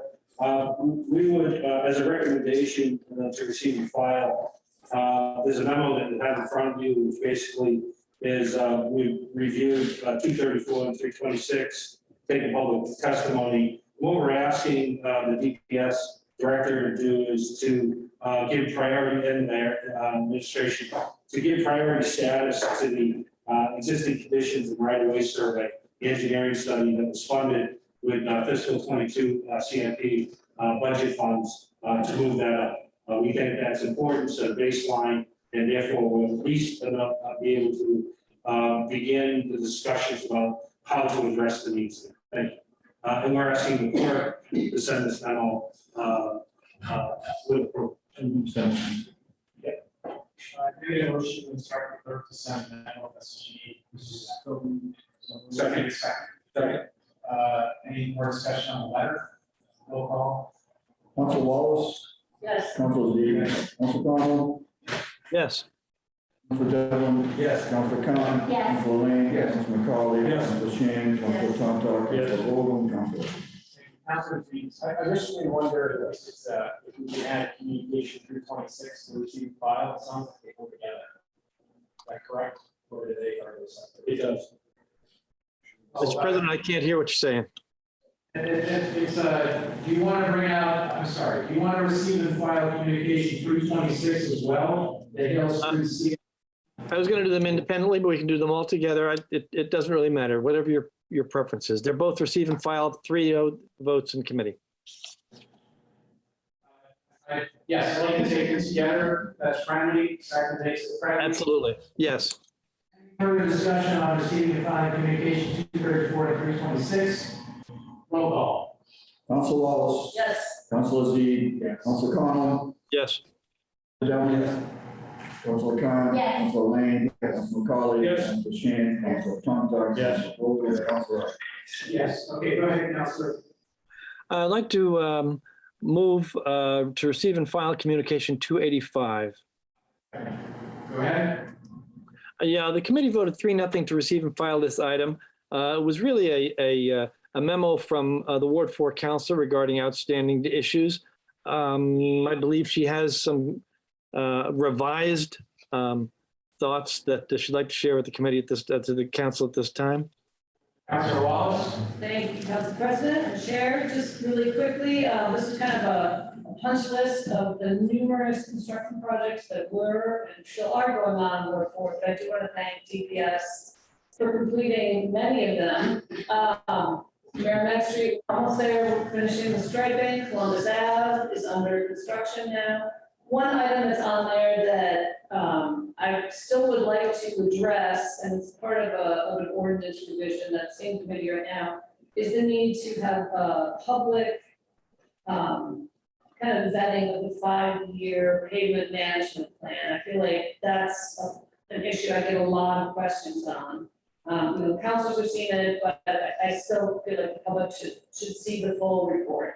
And then the last thing is High Street. There's some good things happening with light being put in at Bresnahan. We had a meeting last week regarding the crosswalk at Olives, which is at Myrtle Street, because we've been getting many calls on that. So if you've gone out to High Street, probably seen some barrels, speed signs. That is to do some temporary traffic calming, because I think we're starting to discuss looking at that whole area from the 3 roads to maybe past North Atkinson and around the President School as an area to look at as a system and think about perhaps some sort of traffic calming in the future. So I will be kind of starting up a working group for that. And I will keep you posted. Thank you. Thank you. Roll call. On receiving file communication 285, Councilor Wallace, Yes. Councilor Z, Councilor Connell, Yes. Councilor Khan, Councilor Lane, yes, Councilor McCauley, Yes. Councilor Shan, Councilor Tontar, Councilor Yes. Vogel, and Councilor Wright. Yes. Next item, Chair?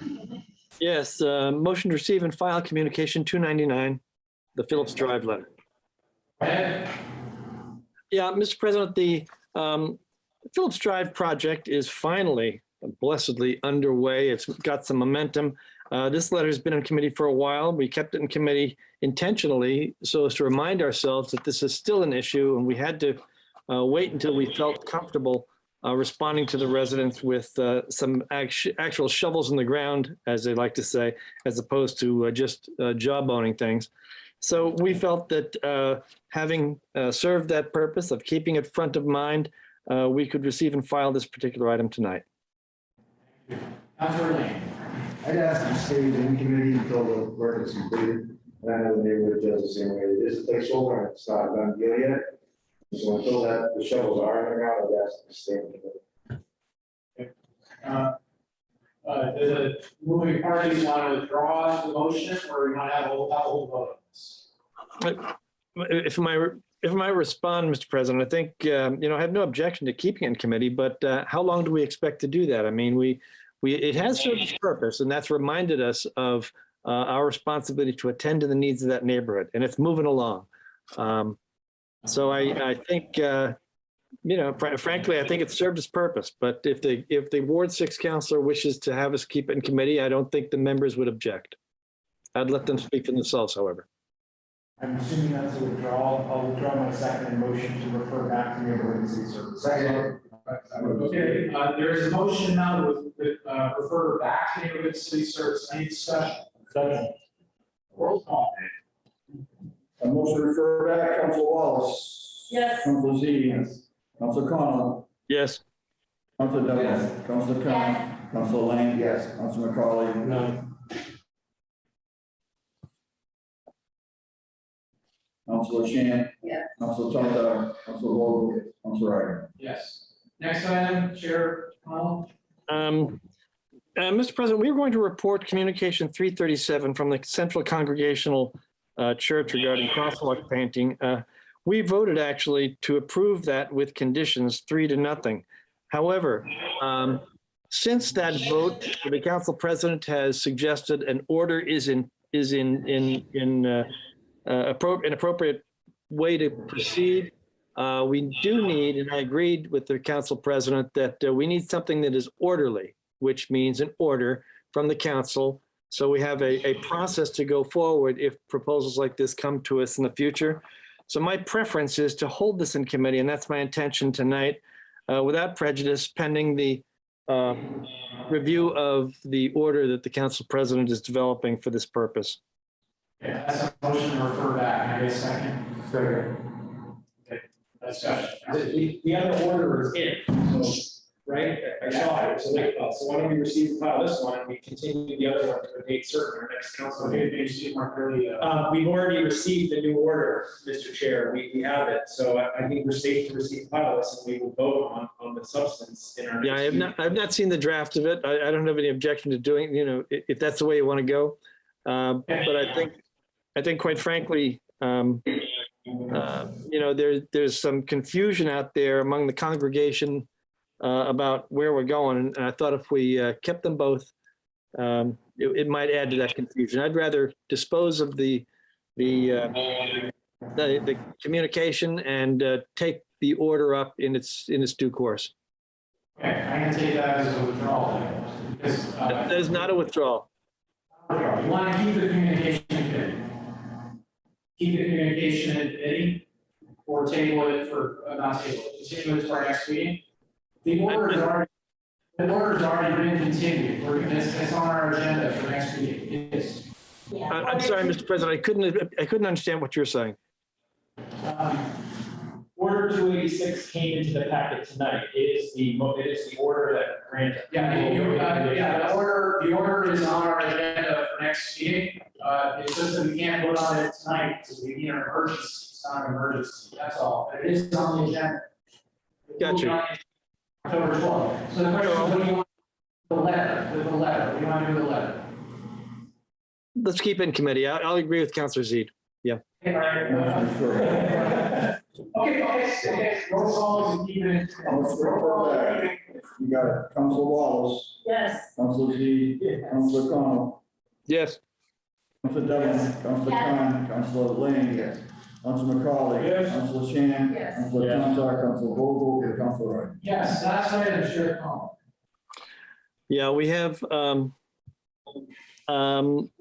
see, it's order 276 Pleasant Street, the list of being a Pleasant Street in-street crosswalk being added to the list of crosswalks. The committee voted 3-0 to hold this pending a meeting of the TSAC. And I believe that that should happen in the next week, if I'm correct. So we're going to hold that. Two other items in committee, ordinance 84 and 91. We're holding those in committee, but folks have been asking about them. I think it's time for us to look at the materials we use for sidewalks. There's an overlap between those two proposals, and the two sponsors have agreed to get together and see if they can resolve the differences and come out with a unified draft. So we're going to hold that in committee pending those discussions. Okay, and then communication 343, congregation Ahavas Hakeem wanted a sign at High and Olive. Are we doing anything with that, or are we sending that back? No, we didn't have time. We just ran out of time the other night. That's next up. All right, can I make a motion? Roll call to send it back. Councilor Wallace. Yes. Councilor Z. Yes. Councilor Collins. Yes. Councilor Devlin. Yes. Councilor Khan. Councilor Lane. Yes. Councilor McCauley. Yes. Councilor Shan. Yes. Councilor Tontar. Councilor Vogel. Councilor Wright. Thank you. That's it, Chair Connell? That's enough. Thank you. Planning Development, Chair Shan. All right. So, ordinance 046, motion to return it back to planning and development. Wait, which one? Ordinance 046, starting at the bottom. Oh, right. So we had a meeting on Tuesday night, Council President and I were in the committee. We voted 2-0 to bring this back into the committee. What we received in August was the amended version from the Ward 5 counselor for the short-term rental use and definitions. We had a discussion of planning and development on Thursday night to make sure that it was good enough to bring it back in. I wanted to make sure it was in the council packet so everybody had the opportunity to see it. We will be scheduling the joint hearing with the planning board on October 20th, now that it's back in the packet. And right now, just need to make sure it's staying with me. For discussion, roll call. Referring you back to P and D, Council Wallace, Yes. Council Z, Yeah. Council Con, Yes. Council Devlin. Yes. Council Con. Yes. Council Lane. Yes. Council McCollum. Yes. Council Shan. Yes. Council Tonto. Council Vogel. And Council Wright. Yes, so just to clarify, also that's to have to be renoticed for hearings. Yes. So Clerk Jones, make sure you get that in the hands of Sheriff Sonntag, planning board. I believe the advertising is going to go out in a few days. Go ahead.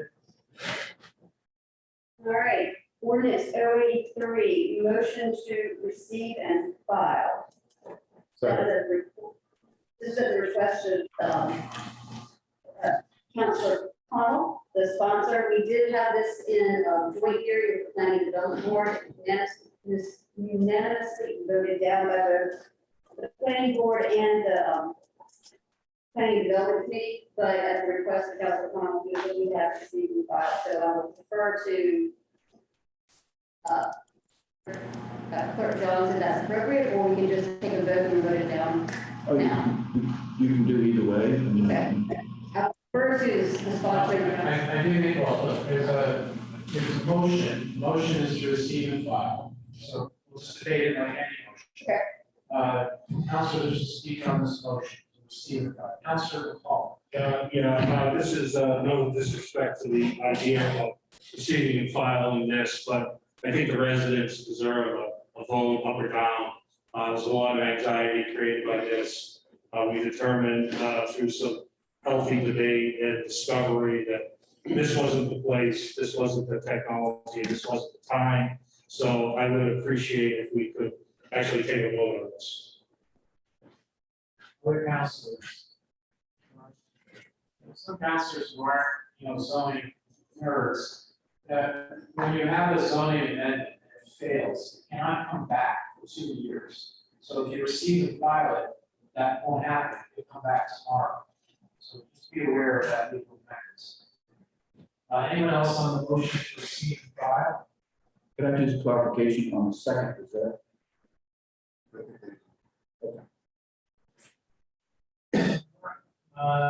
Roll call.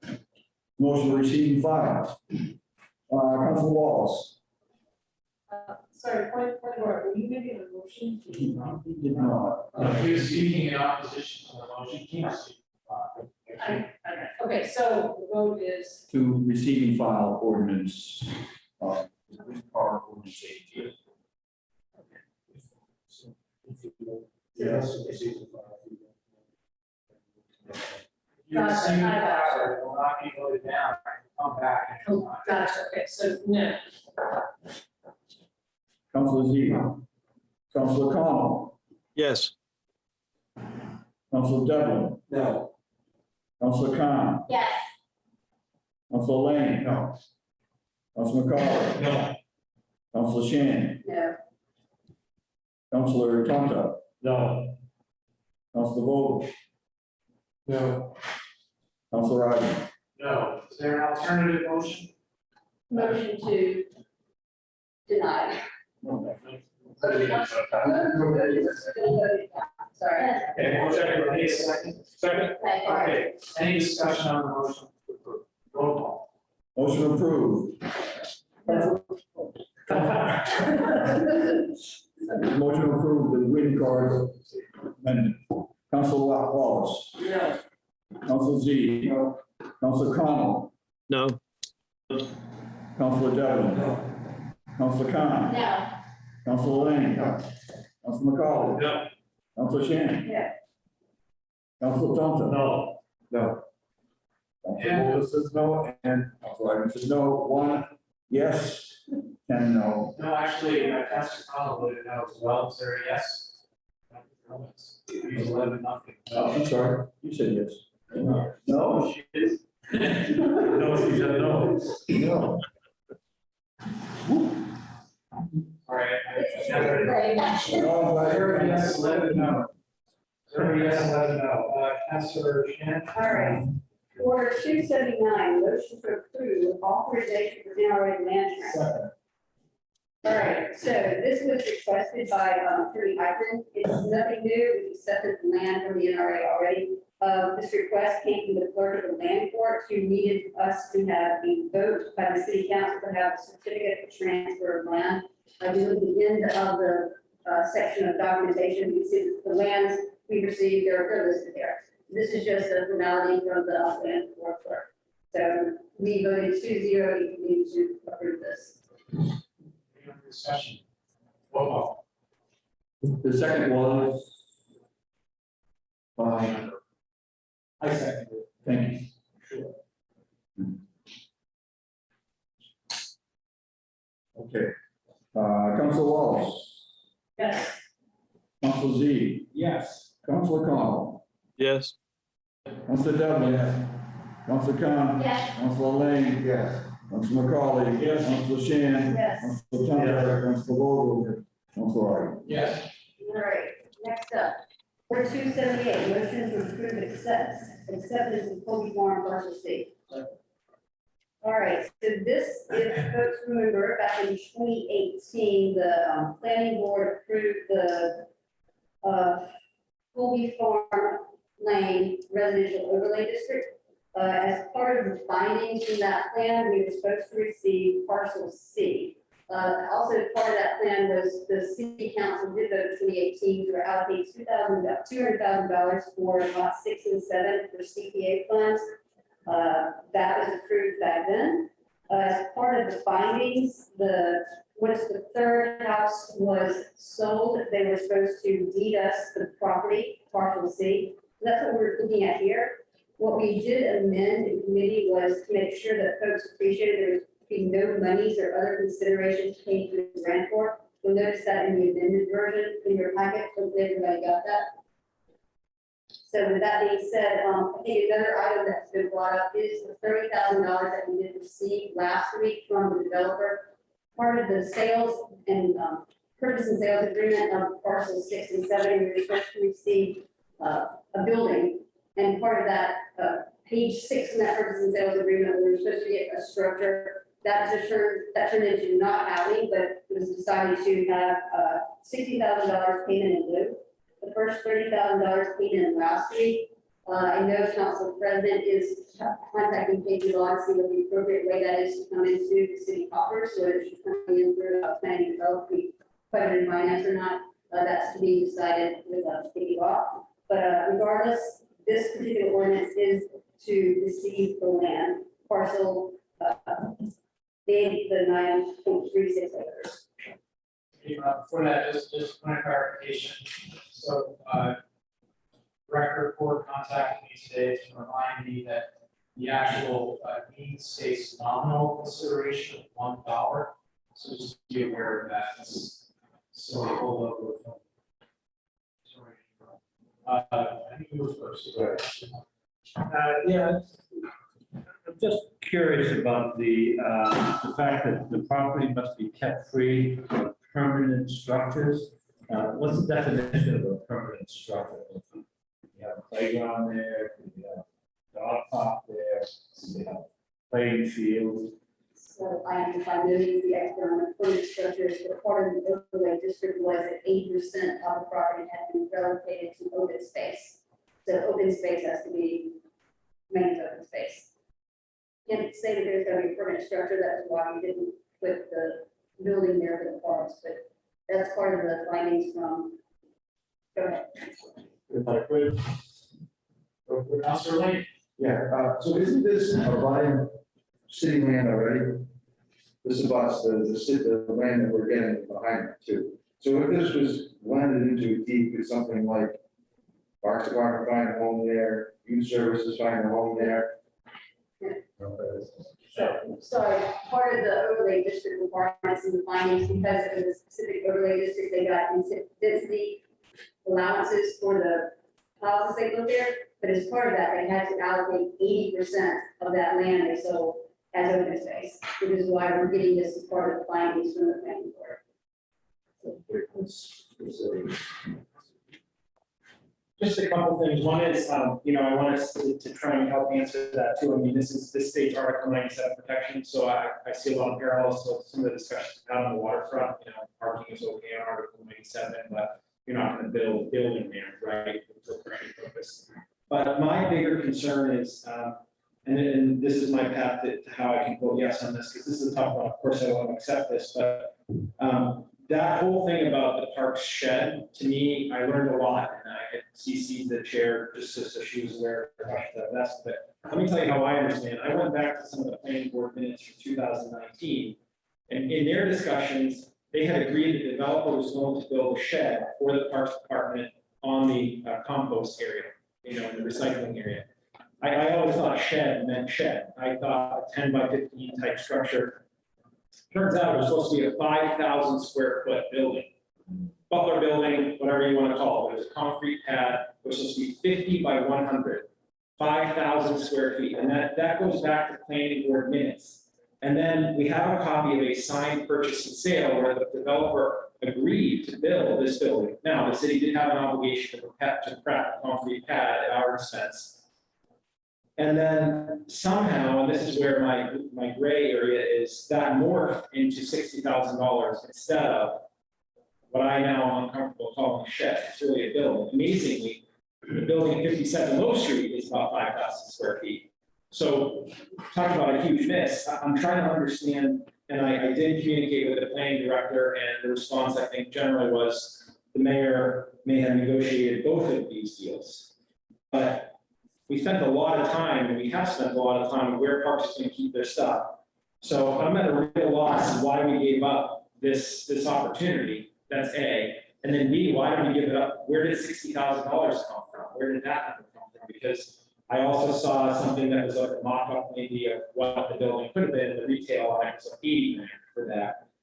So my path on this is I want assurances that that gift is coming in, it comes in as a gift of money, because that's really going to be our only mechanism, I think, to debate what the heck happened with this. I think we had a big, something happened somewhere that I think was wrong, and we could be looking at within months, potentially even now, having a place to park all those things in the winter. And I understand that there were negatives to the compost recycling because there weren't utilities up there, but you know, perhaps this could have been resolved, but even without it, we've been fighting about where to just put the equipment. So I'm really frustrated by that, and I think that we have to talk about it. So I'm hoping that we can get that solution. So we did ask the planning director, and he said we've already gotten the first $30,000, and the next $30,000 is supposed to get in the spring with the development on the other side, so it's first house. So the $60,000 is going to happen. So can't tell you any more other than sorry. Yeah. It's spontaneous. So the thing before us is to accept parcel C. So my understanding is that that is a condition of approval of the planning board. And you know, that is in order to get their open space residential district compliance, they have to do that. So that's all that's before us now. It's absolutely true that there's this confusion, which I had as well, and access to the mayor, on the deal for parcels 6 and 7, which are the first two, right on Low Street. And that I believe is what the purchase and sale are going to have to do with. It's in the record, so it is in order to discuss it. But I would just say that I know my understanding is there's no prejudice to the city council on the fate of the 30,000 or 60,000 or any of that by accepting this plan. Yeah, so I'm sorry, I want to clarify. I didn't mean that I want assurance for getting the money. I want assurance that I'm getting an order in budget and finance in the next package to accept it as a gift. Because it was posted on social media that, you know, it was a gift and it was like a little photo op. So if it's a gift, then I would just like assurance that I will have a gift acceptance order under MGL, whatever it is that we usually do. So I'll leave it there. Hopefully somebody can, Ethan or somebody will say, yes, we'll bring you a gift acceptance. The second thing is, in light of that challenge, like, we have to change this language that says here, as may be determined by the city at a future date by lease or license agreement to the office of the mayor, referring to continued agricultural operations. I must insist that through the office of the mayor and with approval of the city council. So that's written into this order. So I'm making that as a formal motion. I'm not going to give any more flax because I think it is. All right, so does the clerk know what that's going? I don't. It's in the second paragraph, I think the italicized there, as may be determined by the city at a future date, all the way from office of mayor and after office of mayor and with approval of the city council. Yeah, with approval. Yeah, is any transaction be accepted? Okay, I would like to focus, Councilman, I did speak to the mayor about the, procedure of 30,000, 60,000, all that, and I had not had a chance to talk to Mark Fish, our city solicitor. Conversations on Friday, this Monday, so I apologize. I can't solve that tonight, but I hear your motion and support it. So as I want to debate the motion to amend. Let's see if we can debate our motion that I don't understand what it is. Just conditions that further negotiations for use of this land would have to be with the involvement of the city council. Can we do a roll call on that, please? We certainly can. Council Wallace. Yes. Council Z. Yes. Council Connell. Yeah. Council Devlin. Yes. Council Khan. Yes. Council Lang. Yes. Council McCauley. Yes. Council Shan. Yes. Council Tonto. Yes. Council Vogel. And Council Ivan. Yes. 11-0. Okay, so as amended, you have the underlying acceptance. Councilor Lane. I'm still looking at the deed that's not signed. So did the owner put the open space, did they put a restriction on themselves? Or is this enact the open space restriction? Right, Councilor Shan. So as part of the planning board's requirements for building a Colby Farm residential overlay district, they were allowed specific density improvements. They were not allowed to build more houses. They were actually would have been with the current zoning, but they had to do it in a certain spot on the land. And the other 80% had to be put into open space, and they had to give us that land as part of the special permit granting authority of the planning board. So that 80% of that land had to be given to us because they got that additional density allowance in building those houses. So it's not, Councilor, I know you're real supportive, so there is no deed restriction placed on the land now. They're giving it to us with a restriction that will enforce this deal. I really think this is a big mess for the city. That land goes all the way to the highway. We could, in essence, do a bike trail to the highway, around Hill Street, and right to Woodland Park if you wanted to. This spot was identified for a better use than open space, like a youth center. It would make a lot of sense. I'm not comfortable with just coming to us as open space. I think I would want to be able to use that in the future. I understand your point. I understand Chair's point. Further discussion on this one? I just wanted, my response is I think you can do a bike trail, because Article 97, if it's okay, that I think still meets that. It's not a permanent structure as I think, then we're gonna put a bike path on the Central Waterfront, which is also Article 97. I don't think you can unwind the open space aspect, because the whole genesis of this project was it was done as an OSRD, as an open space residential. I was on the council when the former Ward 5 council, I think, brought this in.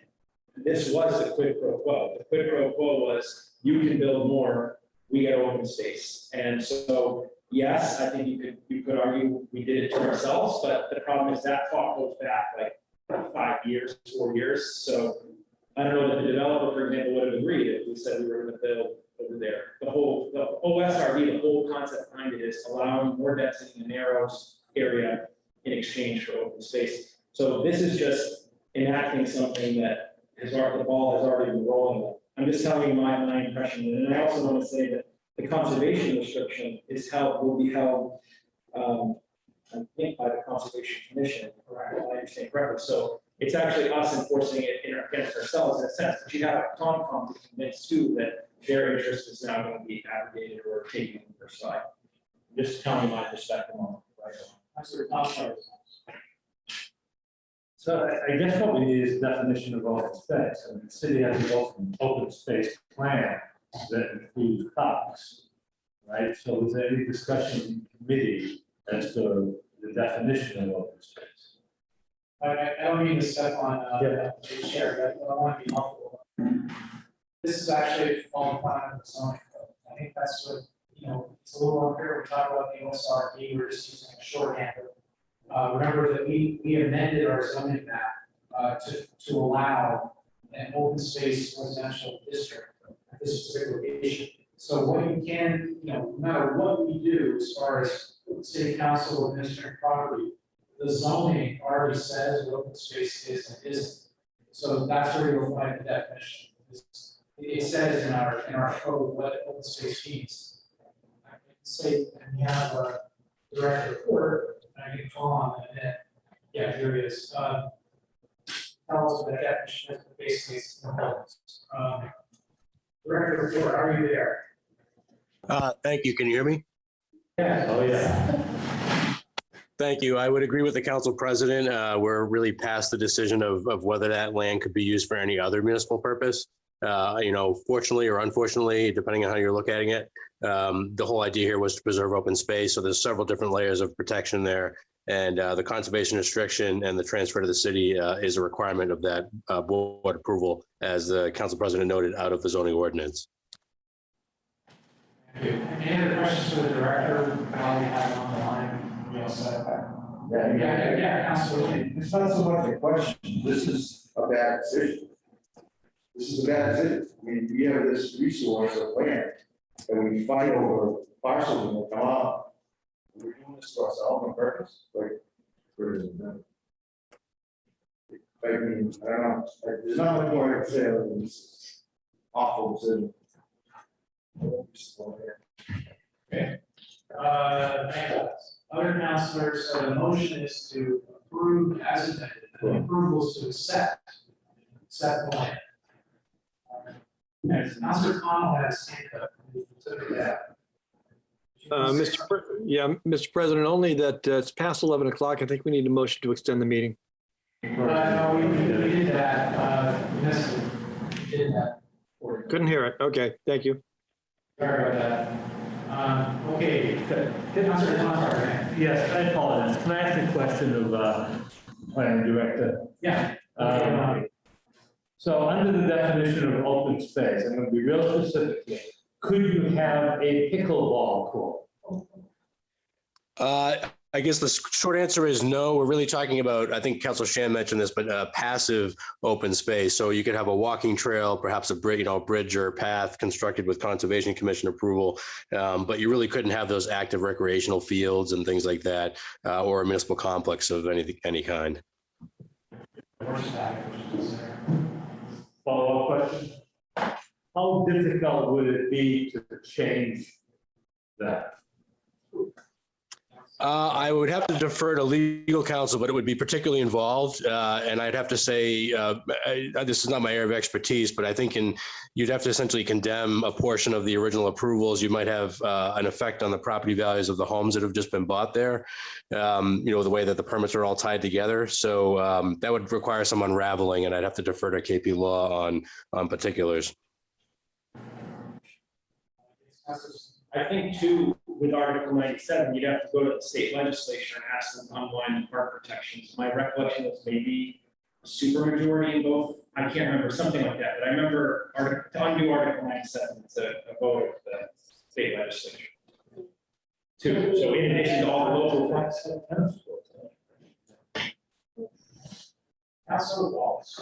Sorry, you would have, if there was any question, it would have to be a court ruling. It's not necessarily defined, but in terms of Article 97, that's my understanding. I mean, there may be precedent, but yeah, we have to get the ruling. Other debates, more debates. Not seeing more debate. Let's vote. So approved as amended. Order 278, Councilor Wallace. Yes. Councilor Z. Yes. Councilor Connell. Yes. Councilor Devlin. Yes. Councilor Khan. Yes. Councilor Lane. No. Council McCauley. Yes. Council Shan. Yes. Council Tonto. No. Council Vogel. Yes. And Council Wright. Yes. 9 yes, 2 no. Order passes. All right. Thank you. Sure. All right. Ordinance 87, motion to approve municipal facilities reports. Second. All right, so if you take a look at what was in your package, this is basically an ordinance that would make us a true green city. So in 2010, when we voted to become a green city, there were certain parameters that the Department of Director Edinburgh had to abide by. And what we're looking at here is basically making sure that we have tools in place for us to have an understanding of what each one of our municipal buildings' energy consumption is every year. And then we will get a report, and that report will be given to the city council. It'll be consolidated. The mayor can make the determination as to who's going to pull that report together. And we get that report no later than the last day of February, which will coincide with the budget season. And the report will be using the NEI web-based reporting tool. And I believe the question was asked, is this going to add more time and effort for the current staff? What we heard from Director Edinburgh was that she already used the NEI tool as part of the 2010 Green Cities initiative. So she already gets all this information for all of our municipal buildings already. And what additional, what the consolidated report would also include would be the physical conditions, which we already had listed prior to this update. And that would be completed by people that own these buildings.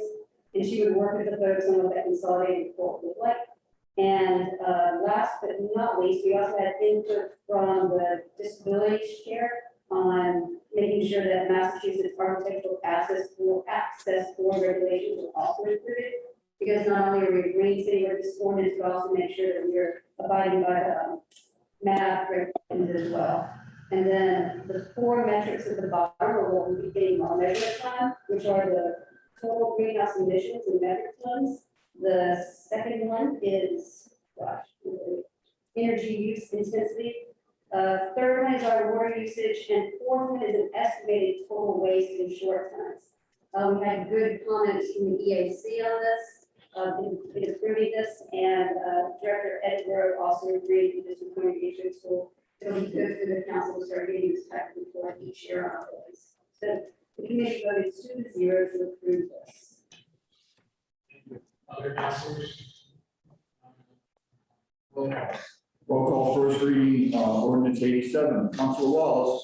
Yes. Council Z. Yes. Council Connell. Yes. Council Devlin. Council Khan. Yes. Council Lane. Council McCauley. Yes. Council Shan. Yes. Council Tonto. Yes. Council Vogel. And Council Wright. Yes. All right, last but not least, ordinance 088, motion to approve municipal building procurement. All right, so if you take a look at this 5-page ordinance that was put by the council president, he did work with the EAC committee on this, and I think if you look at the purpose statement, it's basically, it's a greenhouse gas protocol and reporting requirements. And what the purpose is to promote the policy of the city of Newburyport, its buildings and structures consume minimum amount of energy, and also the construction, maintenance, and operation of its buildings result in minimal emission of greenhouse gases. It is not an edict to be net zero. It is a guide to get us a report. So what you go, when you go through section 1, what you see here are all the definitions, and the engineers on the committee agreed keeping the definitions in the order was appropriate. They are copied from the Greenhouse Gas Protocol of Massachusetts promulgated by NEP. They're defined in the policy, and all of that. We thought having all the definitions in one place made sense. I think if you go through to the second page, when you go to New Red 8, you'll see that the Greenhouse Gas Protocol is specifically stated there. There was concern that from Director Ford and some of the staff that things might change over the years, but we wanted to make sure that people appreciated that this has been stable. NEPA regulations have been stable for 10 years. So if you go to New Red X, you go to the NEPA shall mean Mass Environmental Policy. What we wanted to make sure of, folks understood that we were taking something off the shelf, that it's not something that we are inventing ourselves. This is straight from NEPA. Let's continue on. I think one of the bigger discussions is when we get to number 18 on page 3, where we talk about significant city financial assistance. We actually amended in committee on Thursday night, going from $5,000 to $50,000. What we thought was, this is CPA funds. We think about what significant city financial assistance is. You can think of if $5,000 was used as an example, we'd be asking people who are putting new steeples up to speak with some CPA funds. Does it make sense to have them go off and do a greenhouse gas emission report? Probably not. But if we're looking at allocating $50,000 in CPA funds to the development of passive housing for AHC and Y, we want a greenhouse gas report. So we thought $50,000 made sense. I think the next, if you go to number 20, is significant. We have 4 different sections here. Significant construction. We have the erection of a building of 5,000 square feet, expansion of 5,000 square feet. And then the last one is we didn't want to prohibit increasing the, didn't want people that had to do rehab at 10,000 square foot building to be able to, they couldn't, they didn't have to have the greenhouse gas emissions. So that significant construction shall mean those specific items, and that is also straight from NEPA. If we continue on, let's get to the meat of it, section C, the applicability of greenhouse gas protocol. What this whole ordinance is making sure is that when we go out and bid on municipal projects, we want to have the ability to have somebody bid on a project to make sure that they can go in and use greenhouse gas protocol. I think an example would be Cutter Fire Station. We could go out, have people bid on Cutter's Fire Station, and they could use the specific protocol we list here, and there's specific definitions for greenhouse gas report below. We could have 3 or 4 bidders come back. One would be have a greenhouse gas that would be more expensive, but we would have a more efficient building, or we would have a low cost bidder, but it would be as efficient. What gives us this opportunity here is what EAC member says, transparency science. We actually will get this information to make the decision as a council, how we want to manage our funds and how we want to allocate funds to municipal buildings. So if you look at the greenhouse gas report, there's a 3-step process. Identify a project baseline. Section B is baseline emissions, and then C is mitigation measures. That is the 3-step process of the report. So last but not least, going out for RFPs. Why now? We've been a green community since 2010. These RFPs would not be it would not prohibit any of the current stuff. We have what is it? What's the officer we have? The procurement officer. Thank you. It was going to be your question. So it's not going to make any difference in the current procurement officer's job. It wouldn't be, there's nothing changing here with how we procure buildings. This is just giving us a baseline greenhouse gas report, so we have an understanding of what we are going to be procuring. So with that being said, I think I got it all. I think we voted 2-0 to approve. So, any questions? Councilors on the center. Motion approved first reading, ordinance 88. Council Wallace. Yes. Council Z. Yes. Council Connell. Yes. Council Devlin. Yes. Council Khan. Yes. Council Lane. Yes. Council McCauley. Yes. Council Shan. Yes. Council Tonto. Yes. Council Vogel. Yes. Council Ryder. Yes. 11-6. One thing, we do have a joint hearing next week on an ordinance sponsored by Councilman McCauley on recreation. That's with the joint board, planning board, and we will be noticing short-term rental units on October 20th. That's all. Next is public safety. Motion to approve application 50. Second. This is the Durathon Full Half Marathon on October 9th. 8/12, the application's in order. Insurance was in order, map was in order, all of those types of things. Roll call. Approval, application 50, Council Wallace. Yes. Council Z, Council Connell, Yes. Council Devlin, Council Devlin, Council Khan, Yes. Council Lane, Council McCauley, Yes. Council Shan, Yes. Council Tonto, Council Vogel, Council. Yes, communication 328, petition 25 mile an hour ferry Laurel Roads, like a proceed and file that. Motion to take it out of committee. Second. Motion removed. Council Wallace. Yes. Council Z, Council Connell, Yes. Council Devlin, Council Khan. Yes. Council Lane, Council McCauley, Yes. Council Shan. Yes. Council Tonto, Council Vogel, Council Ryder. Motion to receive and file. So the work is actually been done, so. Thank you. Roll call. Receive file. Council Wallace. Yes. Council Z, Council Connell. Yes. Council Devlin. Yeah. Council Khan. Yes. Council Lane, Council McCauley, Council Shan, Council Tonto, Council Vogel. Yes. And Council Ryder. Anything else? Thank you, Chair. Going to the Chair Thompson. Motion to approve, order 275. Second. This is awarded for license application to a contractor, the Statio Excavators. They do drainage work, they're doing drainage work on Hancock Street, it's been vetted by DPS. We also have a bond, they have insurance, and they have referral from North Reading, Newton, and Medford.